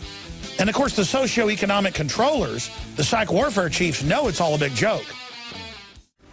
I'm not in the business of thanking and groveling to other talk show hosts, but I'm also not in the business of being in competition with other talk show hosts who are covering liberty issues and constitutional issues. But Michael Savage consistently will cover things that the other big supposed freedom-oriented talk show hosts will not touch. Time and time again. I agree with him more than any of them put together, really. He just continually gets the deep angle on things. And last Friday, he covered a story by Anthony Gucciardi from StoryLeak.com, and then we carried his articles at PrisonPlanet.com and Infowars.com, dealing with our report from Dyess Air Force Base of missing nuclear warheads loaded on trucks, not properly signed for, well, not signed for, period, taken off the base. And I've already covered that ad nauseum. But listening to Savage 16 minutes from his show Friday that's up on Infowars.com, he crystallized it. It's not even about the reports of the missing nukes. It's that it's unprecedented for the president to hire to fire the #1 and #2 commanders of all the nuclear forces, and that then the AP was told, don't cover this. And this had to be leaked. I mean, normally if a top general got fired, it'd be a national news story, and you'd be told why. This is leaked that they've been fired, and it turns out fired back when our story broke. It's definitely connected. And I've been here trying to break down the different angles of it, but I mean, Savage just really crystallizes it that there's like a coup d'etat going on, and it's Obama running it. And you got Lindsey Graham saying South Carolina will be nuked the night we release the info. We release it in the afternoon. That night he comes out and gives a speech. And now we learned 2 weeks after that the day we broke this, they fired the #2 nuke commander, the admiral, and now they fired the #1 Air Force general over all the nukes. And then they fired 2 top Marine Corps generals over the weekend, and they fired more than 10 top people after Benghazi. I mean, they are purging things. I mean, and if you've studied history, folks, this is what corrupt groups do when they really are taking over. Because, again, they need to sell the country on torture, on secret arrest, on spying, on, oh, the police state's for Al-Qaeda, and then they tell us, oh, it's for the American people now. And so they're busy putting all their people in. They need to get their people in because the average person in the government is not evil, folks. They're just compartmentalized and are given a false reason they're doing what they're doing. That's why they morally can't have us out explaining what's going on, because then people in the system get it and get outside their compartmentalization. And that's why I'm so concerned, because I've never seen a confluence of so many out-of-control things happening and government more out of control and more corruption being gotten away with, from Benghazi Gate to Fast and Furious to the IRS Gate and the NSA Gate and the general corruption, the federalization of police, and the Homeland Security buying $2 million worth of targets of little kids. for no hesitation shooting and openly trying to and the Army manual saying George Washington's bad. I mean, it's Twilight Zone. It is Twilight Zone. And a Fort Hood document. You guys print that. Knight covered it on Thursday. The Fort Hood memo. We called it. It's official internal memo, restricted, not classified, saying you don't have a Second Amendment, don't have guns if you are in the military. Basically, just don't take your guns off base. Don't go do it. You know, it just basically says or you'll be arrested. Of course, they don't have that legally, that authority, but it doesn't matter. We've got the fella coming up after the break after I take some calls who got arrested walking with his son out in the middle of nowhere outside Temple, a combat veteran, current officer in the military, what is in the Army. He's been on before. He's now going to trial. And it just, you come to realization with the government really at the top is run by bad guys now. They're consciously bad. They don't just want control. They got a score to settle with free marketers, with conservatives, with libertarians, with gun owners, with veterans, with constitutionalists. In all their manuals, they say we're the enemy and they're going to have a war with us, and they mean to have it. And I just want to warn the police and military, and I mean, I'm not warning you in some threatening way. I don't want this to happen. You're very expendable in this. And if they start this civil war, nuking something and blaming it on us, or blowing something up, the Pentagon's drilling to fight the Tea Party on record, that's Forbes and Washington Times and AP, after we broke it, of course. Just look it up. Pentagon training to fight Tea Party. They see that as their main enemy, real Americans. I want to try to explain something to you folks in the government. This is not going to be a fun war. You think the Viet Cong were hard to deal with? People aren't going to wait in the woods for you. I love how in all the movies the militia fights in the woods and stuff, or fights, you know, hiding out in the mountains. There'll be a lot of folks that run there who want to be left alone. But you're going to deal with a lot of people. Once all this really starts, here's the headline, how the U.S. military would crush a Tea Party rebellion. There's not going to be orders from headquarters. There's not going to be cells to stop. There's not going to be groups. You pull a Patriot over, lights out. You set a checkpoint up. Somebody rolls up to it who's 50-something years old, doesn't care what happens to them, sick of it all. Lights out for everybody. And they're going to start going to bars you're in. They're going to start coming after you. These are trained killers. You start a fight with them, they're going to come after you everywhere you're at, and they're going to wipe you out. And I don't say that with a feeling of pleasure. They're going to wipe us out too, folks. The Patriot leadership will be the first they come after. And I want to explain something to everybody here. They plan on us all killing each other. It's called problem, reaction, solution, full spectrum dominance, just like they get Shiites and Sunnis to kill each other. Military, police, you're smart enough. You know how stuff works. You're smarter than the general public on average. You know how this stuff works. You're not stupid. You do not want this civil war. I don't want it. I want prosperity. I want stability. I want freedom. I want a future. The globalists aren't going to let us have that because politically, and I'm getting goosebumps right now, we're starting to win and take America back. They're not going to let us peacefully fix things. They're going to start a fight with us because they think long-term shutting the country down, starving everybody out, having a civil war will be so horrible that 2-3 years into it, they'll be able to mop up resistance and take over. But you are totally expendable, and they're planning on removing the old military and police establishment in this war. Now, I've war-gamed it, figured it out, and then gone and researched and found the globalists saying it themselves. Let me tell you, that's really creepy when you know so much because you're so immersed in something. You know their plan, and then go find it with them saying exactly what you've already envisioned. That's criminology right there. With military science and research, and Stuart Rhodes and all of his people concur, this is the plan. Okay? Now, there's got to be a way to stop this. I do not, believe me, if the Civil War starts and I hear about thousands of dead cops and military, I'm not going to be happy. I would have failed. But here's the deal. We're not going to FEMA camps. You're not getting our wives and kids. You understand? And I mean, you sign on to the New World Order Army and come marching down the road, just like at Lexington and Concord. They said, men, we didn't come here looking for a fight, but if they want one, they're going to get one. Don't shoot unless you're fired upon, but we're not turning our guns in. And it all kicked off right there. And I'm here to tell you, folks, we're there again. And that's why I am I've never felt like this in my life. I feel completely nasty. It's just a dirtiness. Of just oh, no, no, no. The only time I felt like this is when somebody I really love has terminal cancer and you go see them in the hospital and they look like a skeleton. And you know you're going to lose them. But it's one thing to lose old people. It's another thing to lose a whole country. And I know a lot of you have roots in this country. It's especially painful when you got long roots, deep roots. It's just so sad to see what they've done to us. They've really wrecked us good. Just look what they've done to us. Look what they've turned us into. Look at how evil we are. And they're going to have their big commie takeover now. They're going to come after everybody. They really are. This is it. This is it, folks. These people are going to try this if they think they can.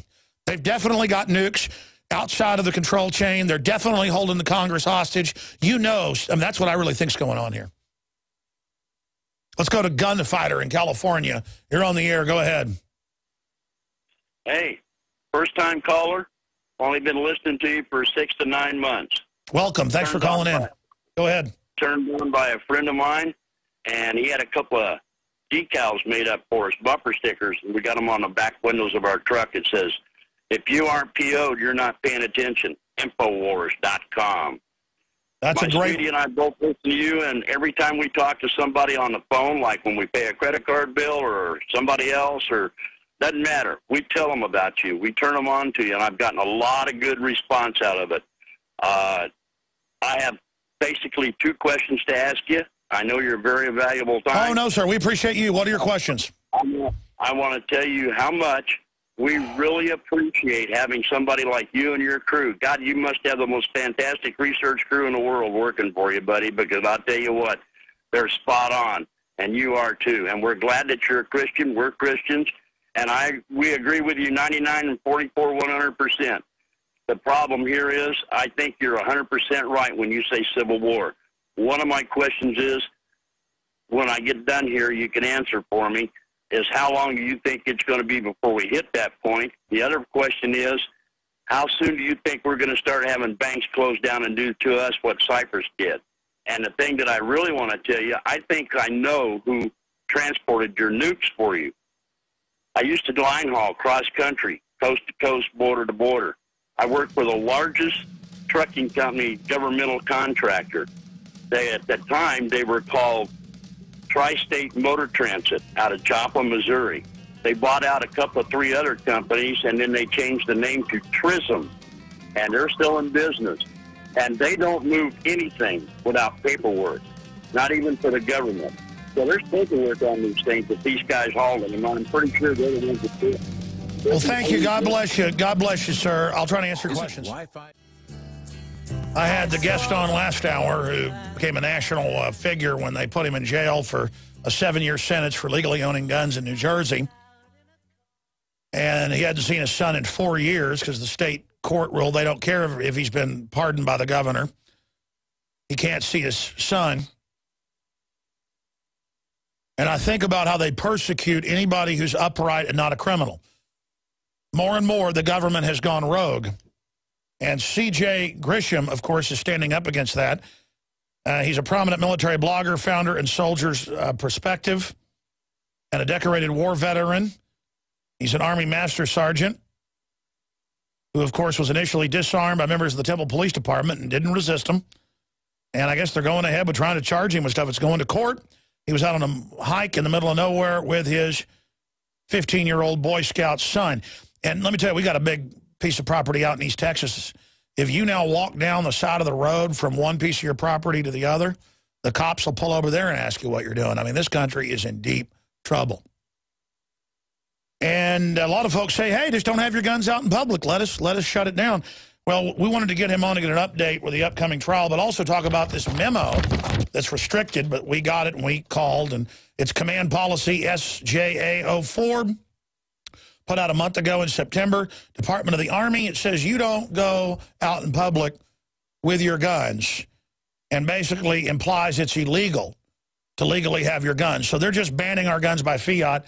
And C.J. Grisham, good to have you back on, fellow evil thought criminal. Good to have you here with us. Thanks, Al. It's good to be here. So, I mean, you continue to be, expose this to millions of people. I think your video, last time I checked, it has like 8 million views or something. You can correct me if I'm wrong, I'm going from memory, but they still don't care. They're proud of themselves. This is going to trial? Yeah, they refuse to drop any of the charges. I do still face the interference with public duties charges. And one of the things that we tried to do is we tried to suppress the arrest as an illegal arrest.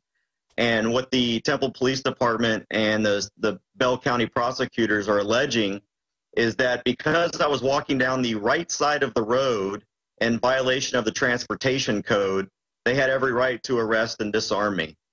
So we're digging at the bottom of the barrel here as a way of trying to find ways of disarming the populace and really legitimize what it is they're doing. But I don't think they anticipated the kind of fight that I was willing to put up. Well, I've dealt with the Temple Police, and a lot of them are nice, and actually a lot of my family's from Temple. It's a great old town, but it's some of the police are nice. Others are out of control. I've had them tell us when they had a military checkpoint once on I-35, they were doing, Clinton was doing as a test. That's how long ago this was. There was violation of posse comitatus. I had the Temple Police tell us we weren't allowed to film on the highway from 200 yards away. So they need to learn about the First Amendment as well. Yeah, and, you know, one of the problems that we have here, I agree with you, there are some very good Temple PD cops. The problem that we have right here is the prosecutors. The prosecutors are the ones that are causing most of the problems. As you know, the police obviously initiate these false arrests. But once they file those charges and the case, it's pretty much out of their hands to do anything. However, what I have a problem with is that so far the officer involved in my arrest, even though we haven't been to trial, it's very easy to prove that he lied on his sworn statements, his sworn affidavits of probable cause, because it's proven not only in my video, but in the dash cam footage that's going to come out this week during the trial, that he blatantly lied. It wasn't even a misrepresentation of the truth. He lied on his sworn statements. He lied to his supervisor. And yet everybody all the way up that chain, from the sergeant on the scene all the way up to the chief of police, nobody had the gumption to, you know, do something about that. And at a minimum, I'm not one of those guys that agrees with paid administrative leave when a cop does something wrong. I think they should be charged and thrown in jail and have to bail out just like everybody else when they're accused of a crime. But, you know, at a bare minimum, he should have been put on administrative leave, if for nothing else than falsifying documents. But then the problem we have is in the prosecutors here. The Bell County prosecutors are the ones that are anti-gun, are the ones that are going after soldiers' rights. They're the ones that are contacting the Army and filing these complaints. This letter that came out from the general, and you know, as an active duty soldier, I'm not going to necessarily directly talk about that. Yeah, you better not comment on that. You can just talk in general. Stay there, Sergeant. We're going to come right back with our guest, Master Sergeant C.J. Grisham, on the other side, and talk in general about what's happening in the country from the perspective of an active duty military officer, but as a civilian, get his take on things. Live with C.J. Grisham, very popular blogger, founder of Soldiers Perspective, and we're going to get his take on a lot of issues that are taking place right now. He also is with and is promoting OpenCarryTexas.org, a group that we've been following and covering, Jakari Jackson, David Knight, and myself. We're going to be down there coming up in just a few days now in San Antonio for the Open Carry March. The police chief has said he doesn't care if it's the law that you can open carry a rifle. He's going to arrest people. So we'll be down there, and I'm told the land commissioner may even show up down there. He's saying that he's going to try to enforce the law. Jerry Patterson, we interviewed him last week and aired that here. But let me just say something. If you look at the Homeland Security documents the last 5 years saying George Washington's bad, gun owners are bad, returning veterans are the #1 threat, forget al-Qaeda now. It's the veterans. Because we have foreign globalist interests, like the IMF, the Communist Chinese, and others, the Saudi Arabians particularly, now dictating our internal policy. This is now mainstream news. It isn't Alex Jones saying this, reading some CFR or Davos report. This is now open. This is how pathetic they think we are. And I know he's an active duty master sergeant, so he can't say a lot about this, but the military is massively awake. You know, I've never been somebody that just grovels at the feet of the military, because I know that can be used as propaganda by the globalists to sell their operations on the backs of the military and their heroism. But I have found the military, especially the Army and the Marines, as the most awake group, period. 50, 60, 70%. Stuart Rhodes will tell you that as well, especially in special warfare, especially in the mid-level non-commissioned officers. The smarter they are, the more they are. We're talking 80%, according to Rhodes, in special warfare. That's exactly what we found. And my issue is there's a reason for 5 years they've been saying returning vets to the #1 enemy. Battle of Athens, 1946. They wouldn't let the vets vote. They were cheating things. Boss Hogg up in Tennessee. The vets just took the town back over. Okay? My grandfather came back from World War II. He was involved, ran for office as a Republican, wasn't going to put up. He was involved when civil rights, you name it, in East Texas, folks. That's as south as it gets. Because they had already fought tyranny. They were not going to lay down to corruption. And it was World War II vets that did the civil rights movement. It was the Republicans that did the Civil Rights Act. The Democrats had been the Ku Klux Klan organization. They stopped being racist against blacks and flipped it over to do race politics. And you know I'm not even a Republican, because they've been so globalist and everything. But the point is, the Republican grassroots ideology of liberty, that idea, the Republican Party platform of Texas, sounds like something the John Birch Society wrote. That's good stuff, just the leadership doesn't follow it. We could take the Republican Party over, is my point. That's why they're demonizing the veterans. I'm going to shut up. I got you on here, CJ, to talk about your trial coming up, the big deal in San Antonio, the date on that. We're going to give folks all the details on that. It's just a few days away. While time creeps up on us, looks like I guess I'll be down there broadcasting live. It's going to be quite a circus. But the point is, what do you make of the demonization of veterans? And then now the Department of the Army that the general put out here, that the local government is now, I guess, commanding Fort Hood and telling them, you keep your soldiers even off duty who live outside the base. They're not allowed to basically have a Second Amendment. I mean, I'm reading this. They're implying here, I read it last week, that the Second Amendment's illegal. I know you can't speak to this, but you can speak to what Temple's trying to do. But before we go there, what do you make of what I just said about the bizarro world? Our veterans are the ones we can't trust. I mean, this sounds like what an enemy occupier would say. Yeah, well, let me correct one thing. I will tell you that the letter does not ban or in any way restrict our right to carry firearms off base. No, it doesn't. But I mean, I read it last week. It has a quote here where it basically implies you could be arrested. Yeah, well, and this is what I was talking about prior to the break, is the prosecutors and the local police chiefs around here, they don't like the fact that there are soldiers and civilians that are starting to stand up and exercise their rights. And that's my point, is they hate veterans because they know you guys led the civil rights movement. But I will say that and I'm not going to talk about any specific order, but any order that violates my Fourth Amendment, my Fifth Amendment, my Sixth Amendment, Second Amendment, First Amendment rights is an illegal order. There's a standing mentality in this country that when you sign up for the military, you waive your rights, and that's just simply not true. I would not have signed up to join the military if I were going to just throw my rights away. I mean, I fight for the rights of every American, not every other American than myself. And that's something that we've got to understand. I think a lot of people do. There are so many oath keepers in the military that understand that. The problem is that the higher up you get, the only way you're going to get up there is by recognizing what our political leaders want out of leaders. And we don't give up those rights. When I signed up to be a soldier as a private, 19 years ago, I never once signed a piece of paper that said, I'm giving up all my rights and I'm turning my entire life over to the military. I'm a soldier, but I'm a dad first. I'm a citizen first. I'm a Texan first. And, the soldier part of me is, something I do to keep my country safe. And, any order that orders me to give up those rights, in my mind, is an illegal order.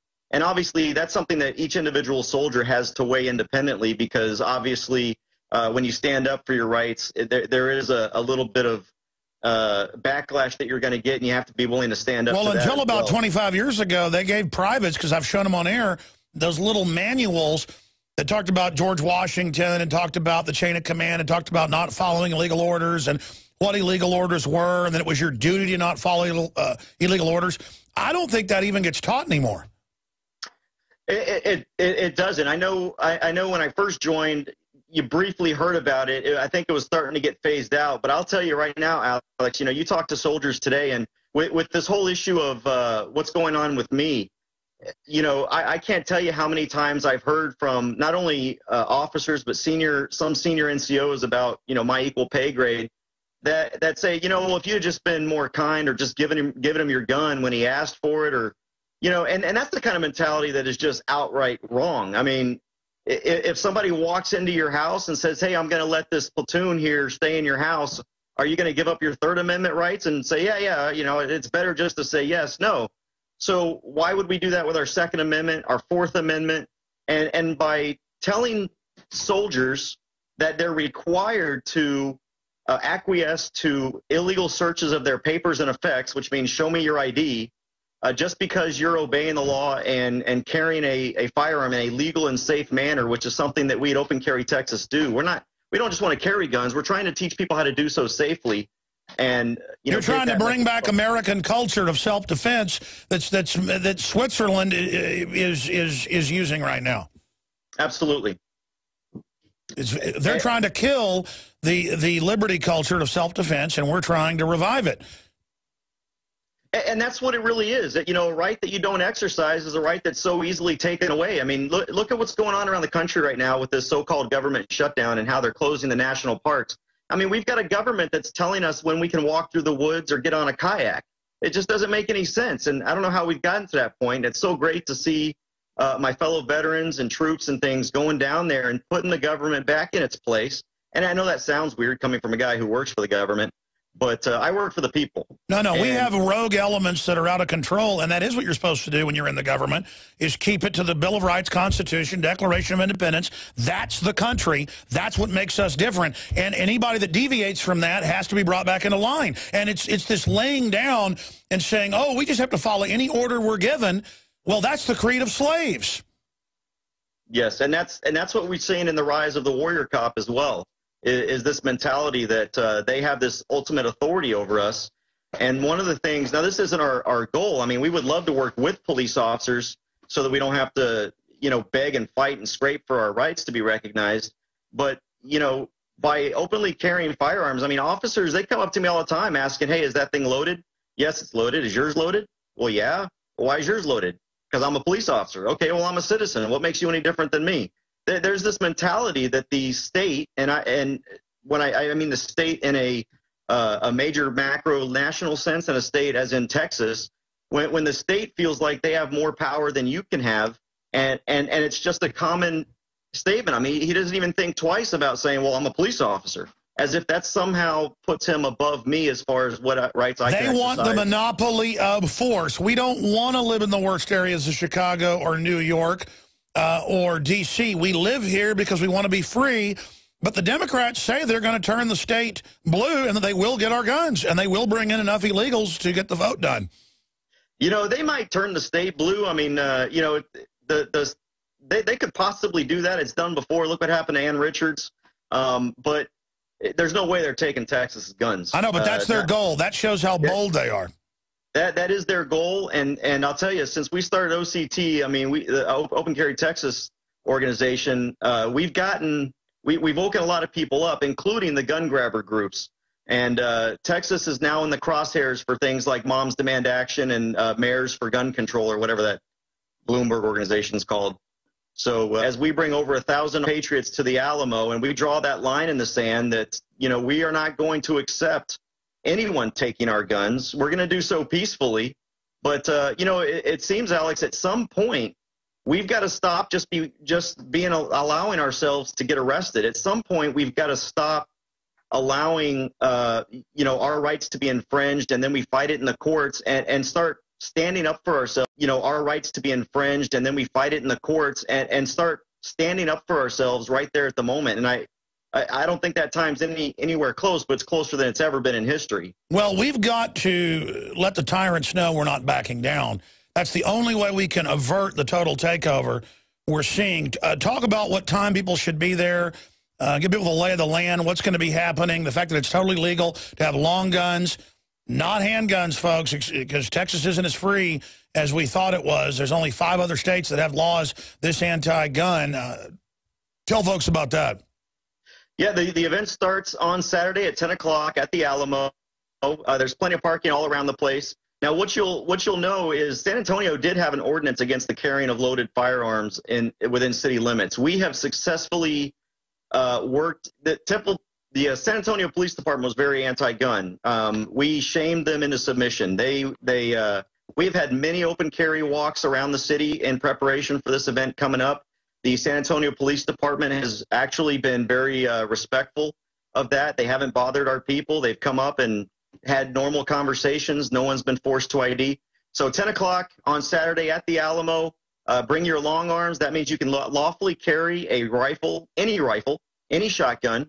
And you can also, if you want to carry a pistol, if you've got an 1899 or prior handgun, you can carry that openly as well, or a replica as long as it doesn't fire center fire or rimfire ammunition. So we're going to have over 1,000 people so far is what we've got coming down to the city of Alamo, or the city of San Antonio at the Alamo, to basically educate the public and educate law enforcement and our state that we are not going to allow our gun rights to be disrespected. We're not going to allow our rights to be infringed upon. And this is the equivalent of Charlton Heston in Oklahoma and Alabama going in with black folks and eating at the counter and being there when folks got arrested. Rosa Parks sitting at the front of the bus. If we have this right, but they want to threaten to arrest us because we have it, it shows what tyrants they are. And I guess things have changed since last week, because when we talked to the land commissioner, Jerry Patterson, who's been a great patriot, I've known him for more than 15 years, he said that, well, yeah, they've been threatening to arrest people, the police chief has, but I've explained this is state property, so even if they have a fake ordinance, they can't stop you from having the guns on the state property, and I've given an order to the Daughters Republic of Texas and the state police that are going to be there, reminding them this is legal and lawful. So I mean, I guess since then, the police chief has backed off and stopped acting like Santa Ana? Well, I don't know if the police chief has backed off, but I know that the beat cops out there, the guys on the bikes, the guys walking around in their patrol cars, they have not been harassing us at all. As a matter of fact, today and this weekend, we were walking all around San Antonio with our rifles, identifying businesses that would allow us to come in with our weapons during the event. And so after the event, if you want to walk around and spend some money and go eat or whatever, just look for a small American flag in the window or the door of that shop, and that will identify them as a gun-friendly, we call them gun-friendly zones. You know, I was about to say, that's a good idea nationwide. We should start a national movement with, like, a special American flag, maybe where the stars are. Maybe there's George Washington's face or something, and then do business with pro-gun places and use our economy to leverage out the anti-liberty people. Yeah, absolutely. And I'll tell you, we got an overwhelming response. We almost ran out of flags. I mean, that's how many businesses are very pro-gun in downtown San Antonio. Oh, yeah, San Antonio is one of the best cities for liberty I've ever seen. I mean, the people there are just absolutely anti-New World Order. Right. Yeah, and we're not going to have any problems from the police officers. If we do, it's going to be coming from the top, and it's going to be forced. But I guarantee. So should I bring my M4 or should I bring my Barrett 50? That'll get a little bit heavy carrying that around. There you go. Bring the Barrett 50. I know I'm going to have my M4 on me, and it's going to be as I'm not a combat guy like you that's been carrying 75-pound packs around. I get tired carrying that thing 100 yards. That would be a good stunt, though, wouldn't it? It would be. And if I had one, I'd probably force myself to endure the pain for a little while. But yeah, go ahead. We're just trying to normalize it. Obviously, people don't walk around with Barrett 50 cals. Obviously, they have a very specific purpose, and that's long range targeting. So we're trying to get people comfortable with seeing us carrying normal day-to-day weapons, to show them, the Second Amendment. I've been reading a lot of Supreme Court case law on guns, and the Second Amendment applies to any weapon that's used by the military. That's what's protected under the Second Amendment, and it has nothing to do with hunting or shooting. So we want people to get out there and, not just on Saturday, but hopefully after this weekend coming up, people will go out and walk around in their neighborhoods and walk around in their towns and show that an armed society is a polite society, that that a guy's a criminal.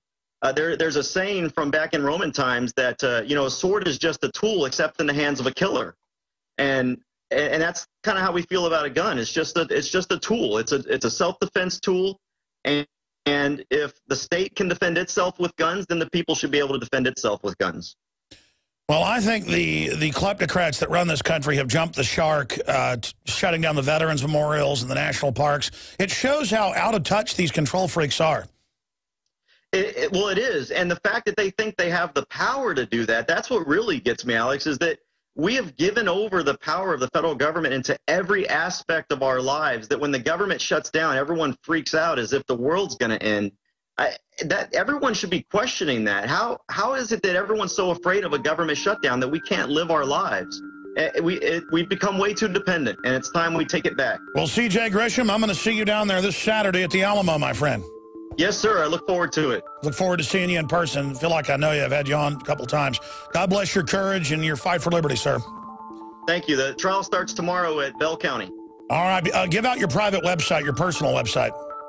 Soldiersperspective.us. Soldiersperspective. Matt and Chris, I'm going to go to you guys here in just a moment, but I want to get to the guy's question before our guest came on, gunslinger from California. He asked, when will the collapse really accelerate? Our families are already collapsing. Our health is already collapsing. Our culture is already collapsing. And then those of us that don't collapse and hold everything up, we're told how we're bad all day to keep us in a state of guilt, so we'll do whatever the parasitic system says. Most of the welfare people are just victims of the system, a system that's deindustrialized, that's taken their jobs. We need to teach that most of the debt that's out there is not even related to the welfare. The welfare is bad because it makes you dependent. The real welfare is these foreign banks, but I don't know when the collapse is going to accelerate. It could be next week. It could be 5 years from now. But we're definitely moving into a political and economic quadrant of history that it just goes from bad to worse. And that's what I'm really coming to grips with, is that things are really as bad as we said they could be, and they're worse. And people better wake up. But folks don't usually wake up till it gets really bad. And then the system's going to sit there and pose as a savior again and offer more tyranny. Oh, Obamacare didn't work? Well, give us even more socialist health care. Oh, that'll work. It's just, these people, the globalists, have no respect for them. Look at the stuff at the Walmart riots and the EBT cards and the weirdo police trying to beat up vets, you know, Korea War vets and stuff. I mean, it's just absolutely shameful. It's disgusting. It's disgusting that these people think they're God. There's a bunch of other news I didn't get to. This is out of WIBW. Shutdown, paychecks for federal prisoners, but not for prison workers. I shouldn't laugh. It's just, many veterans stopped receiving disability checks due to government shutdown, so now they've begun that, but the federal prisoners get their checks.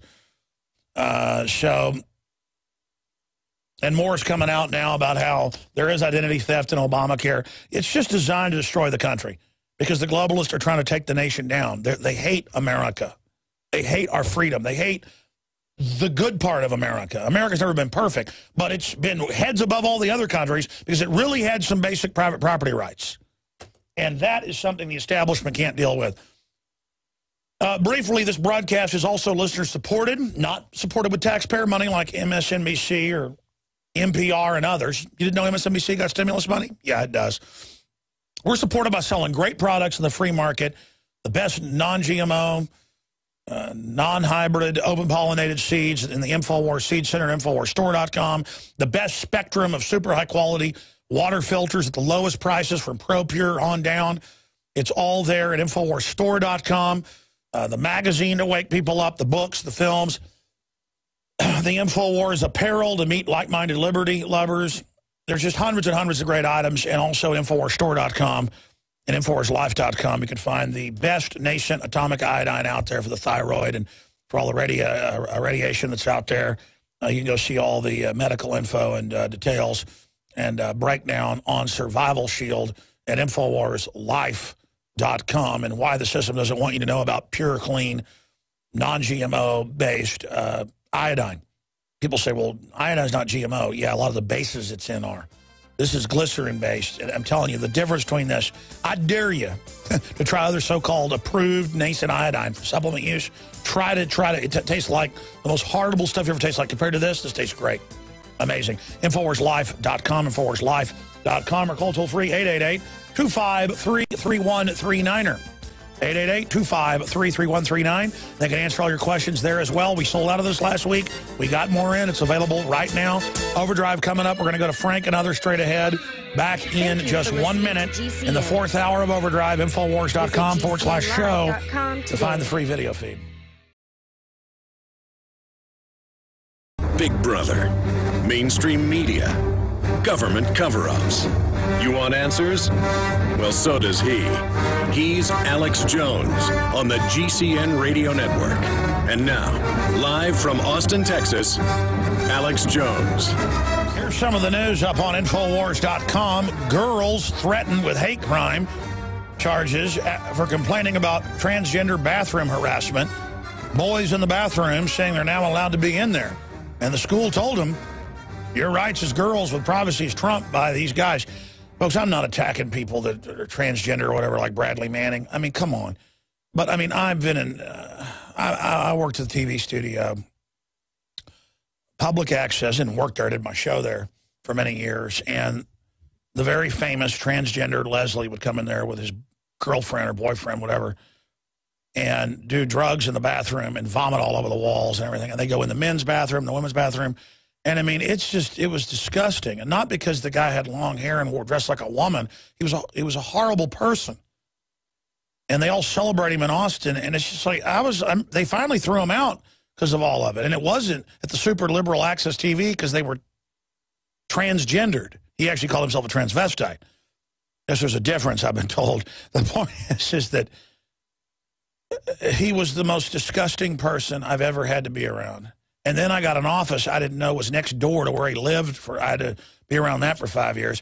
I could write a book about Leslie Cochran, the real Leslie. It was just horrific.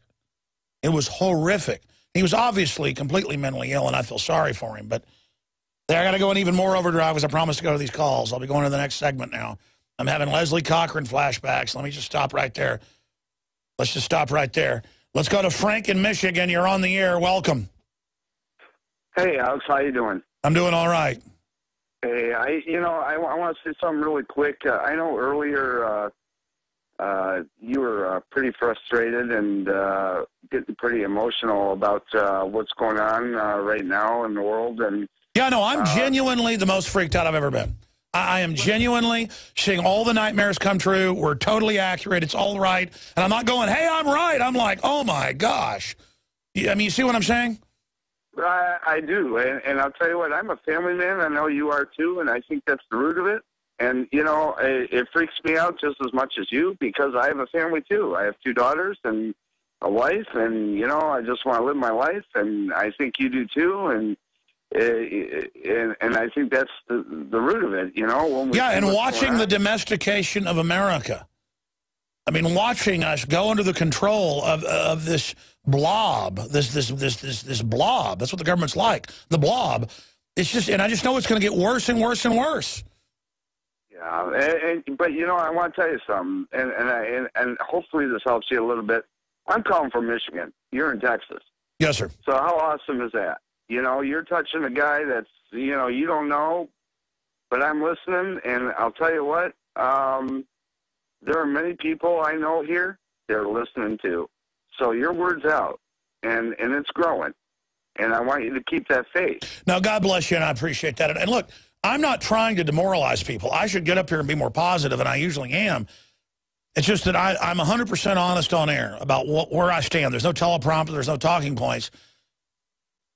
It's almost like a hallucination how bad the government is, and that we're at this weird paradox where there's the old good parts of America and the new good parts of America are still operating, and everything in between, and there's just all this craziness, this unaccountability, where people in government can get away with anything now at the highest levels.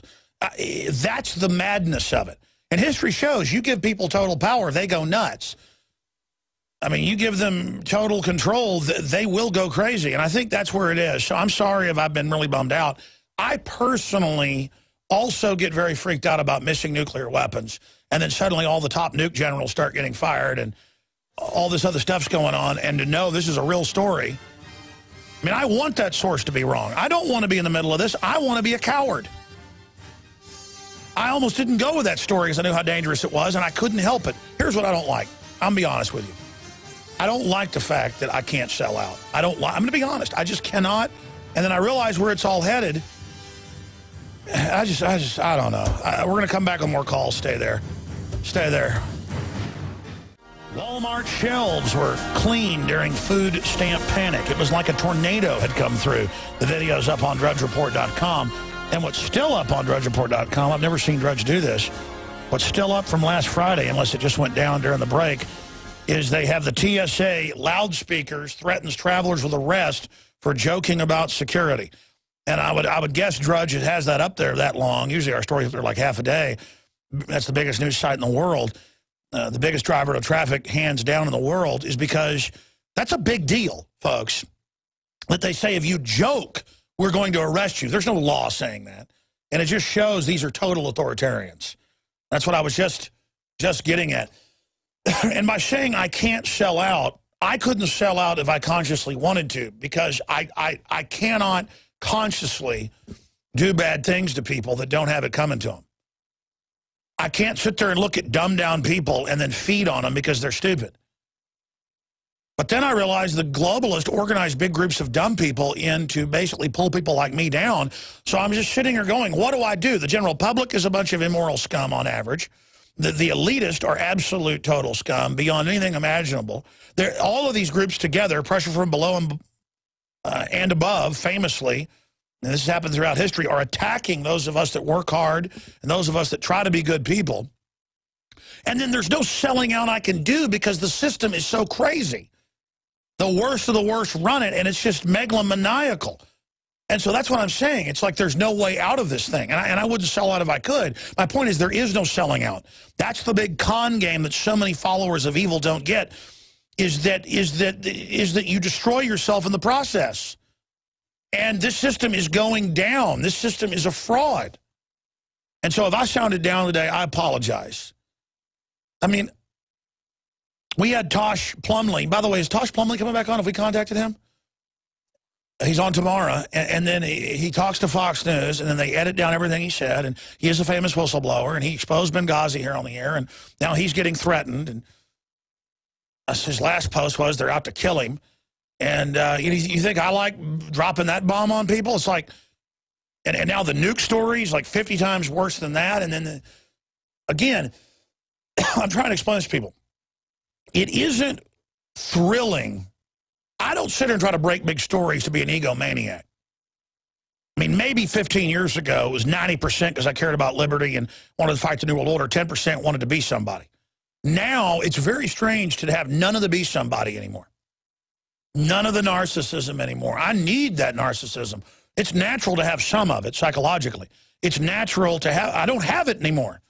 All I have is the heart of just knowing the New World Order and knowing how they operate and watching them game everybody and cheat everybody. And I'm like, it's like watching a bunch of blind lemmings being fed into the mouth of a giant snake. And the lemmings are kissing the snake and thanking it for what it does. And it's just like a slaughterhouse. I don't know how to describe it. And then all I want is what the guy said earlier, as a family man. There's nothing better than innocence. There's nothing better than goodness. There's nothing better than security. There's nothing better than, it's like, man, the whole world is a threat to my son and my daughters. The whole world is a stinking, rat-infested scumball. And it's getting worse by the minute, and it's declared war on anything that isn't degenerate like it is. And I'm sick of it. And I'll tell you, that's another thing.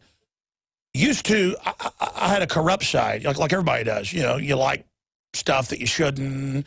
You know, I just don't even have that anymore. It's just like, I don't know. It's almost like my psyche is imploding as it expands. Like me, the fleshful person, is imploding and disappearing.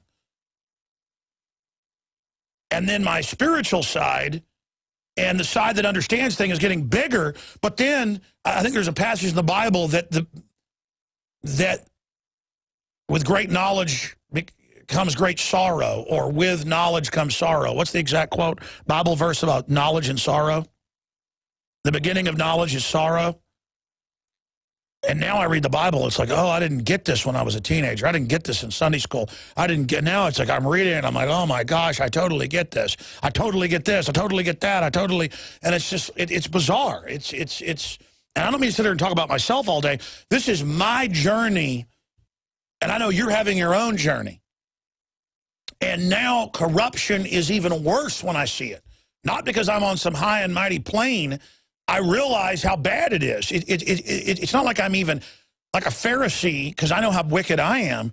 I am just frustrated by it. I'm frustrated that I can't get rid of it myself, because humanity has such incredible heights as our potential. We have unbelievable, unlimited potential, made in the image of the creator of the universe. But then we just seem to just plumb the depths of the nastiest, stupidest, most foolish levels ever seen. For with much wisdom is much grief, and he that haveth increase in knowledge increaseth sorrow. Ecclesiastes 1:18. That's it.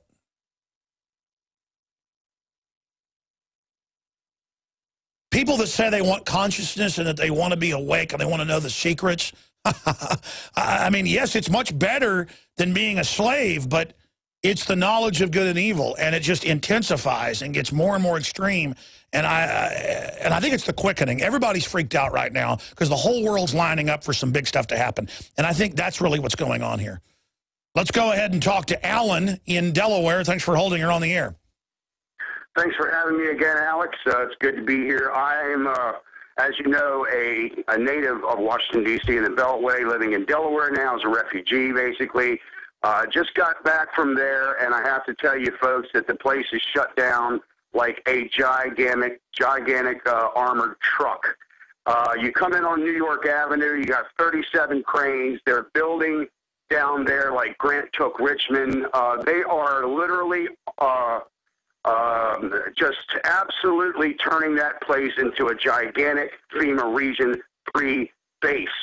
UN is everywhere. We are in the 100-year shift of the paradigm shift of an ESCO. And, Alex, I've surmised, I've thought about this, you know, I've theorized and hypothesized, and my summary is this. These nukes are being moved in order to basically maybe dejacket and rejacket, because we know that their prime agenda is Syria and Iran. Am I right? So they'll rejacket them with isotopes known to be in the Iranian program to frame them? You are exactly right on. You're channeling the spirit of all of your murdered and slaughtered descendants as I am. This is how we roll, my friend. We're not stupid. You've got to be able to read their posture. Do not pay attention to their words, their writings, and the bogus crap you see on the media.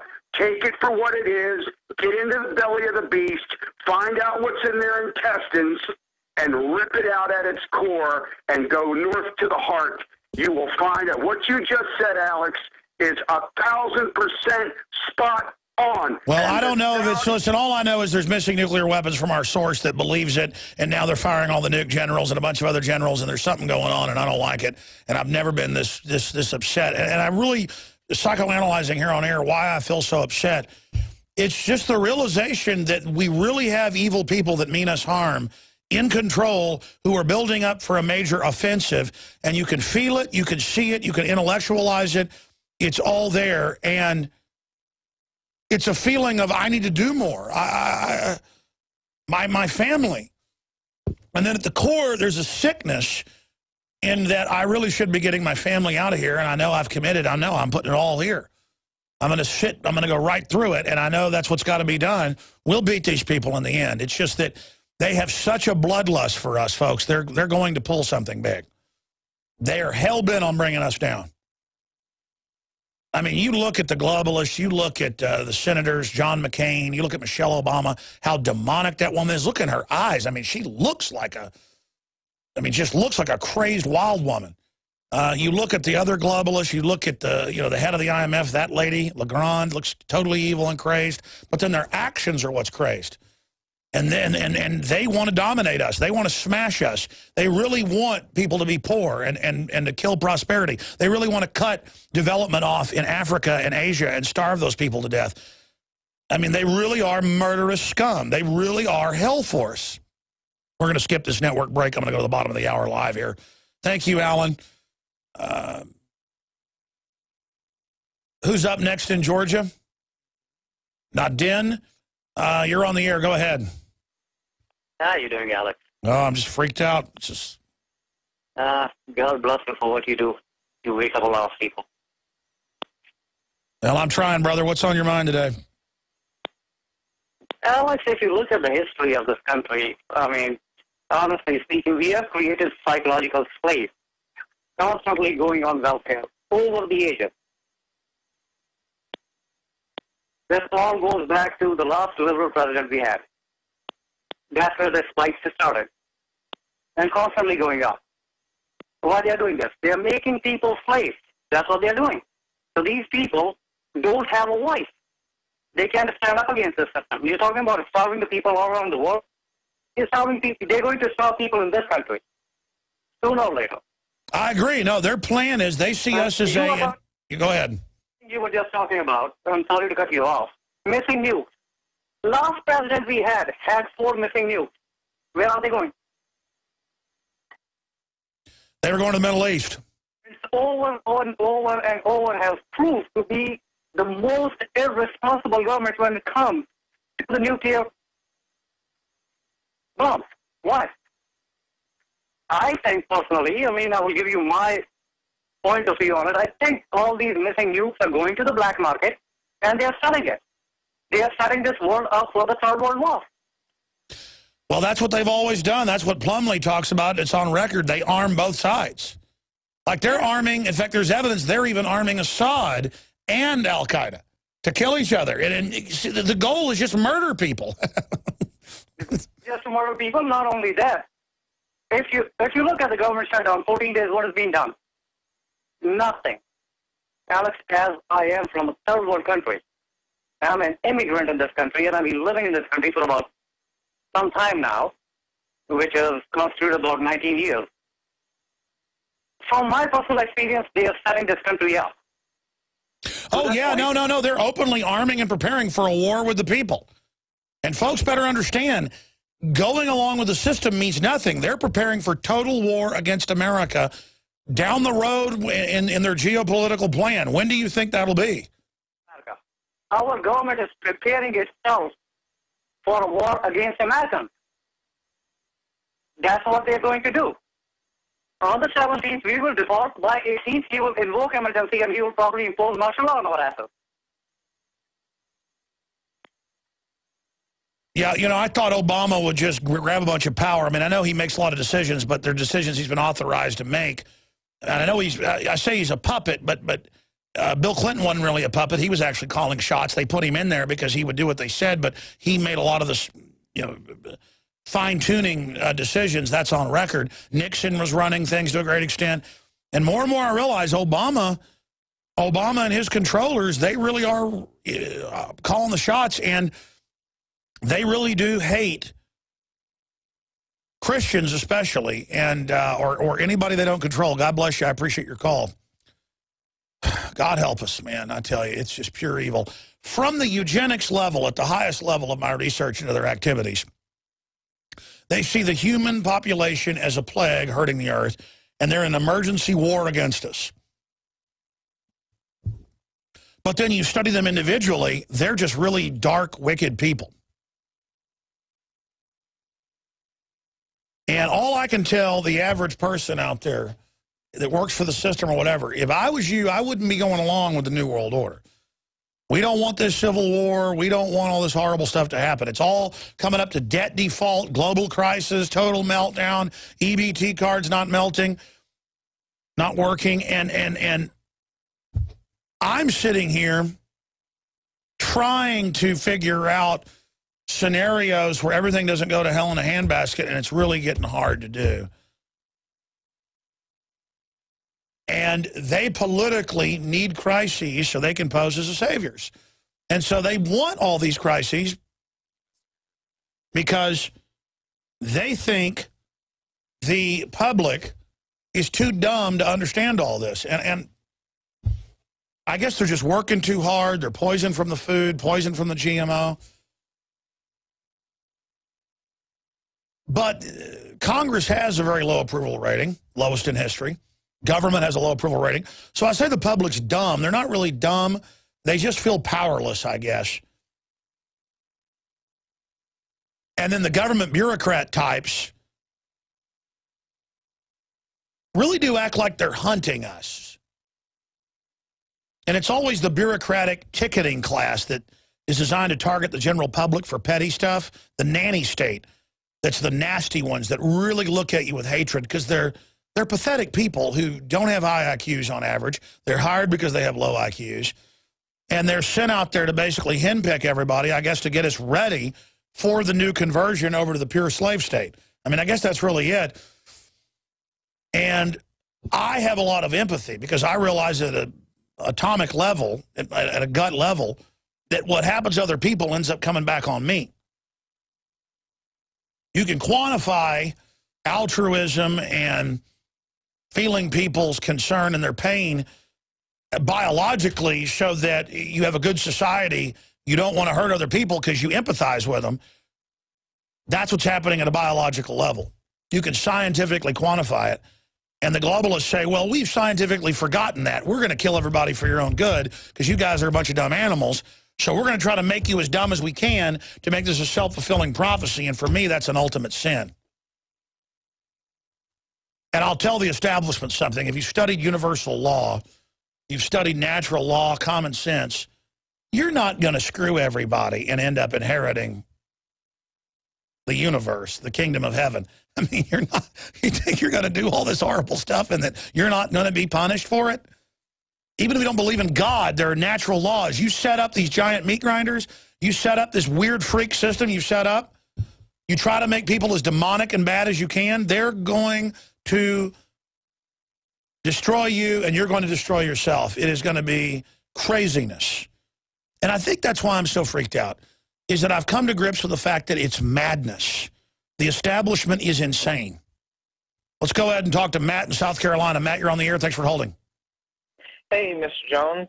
I wanted to ask you about that thing that you said at the beginning of the show. You said something about the power grid going down and them staging a drill in November. Do you have any information on what specific day they're going to do that on? It starts November 1st. They got a bunch of other drills going on. It's been in the New York Times. We've reported on it a lot. Just type in FEMA Region 3 power drill or emergency drill, and it's huge. And they're basically using the drill as the cover for something big. There's never been anything like this.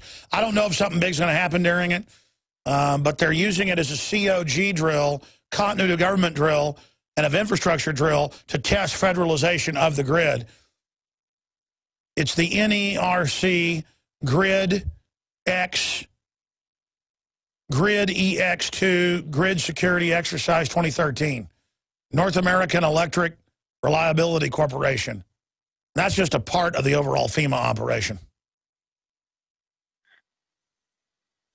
The reason that popped into my brain so hard is that Art Bell earlier this week said that the government was going to announce something huge on November 13th.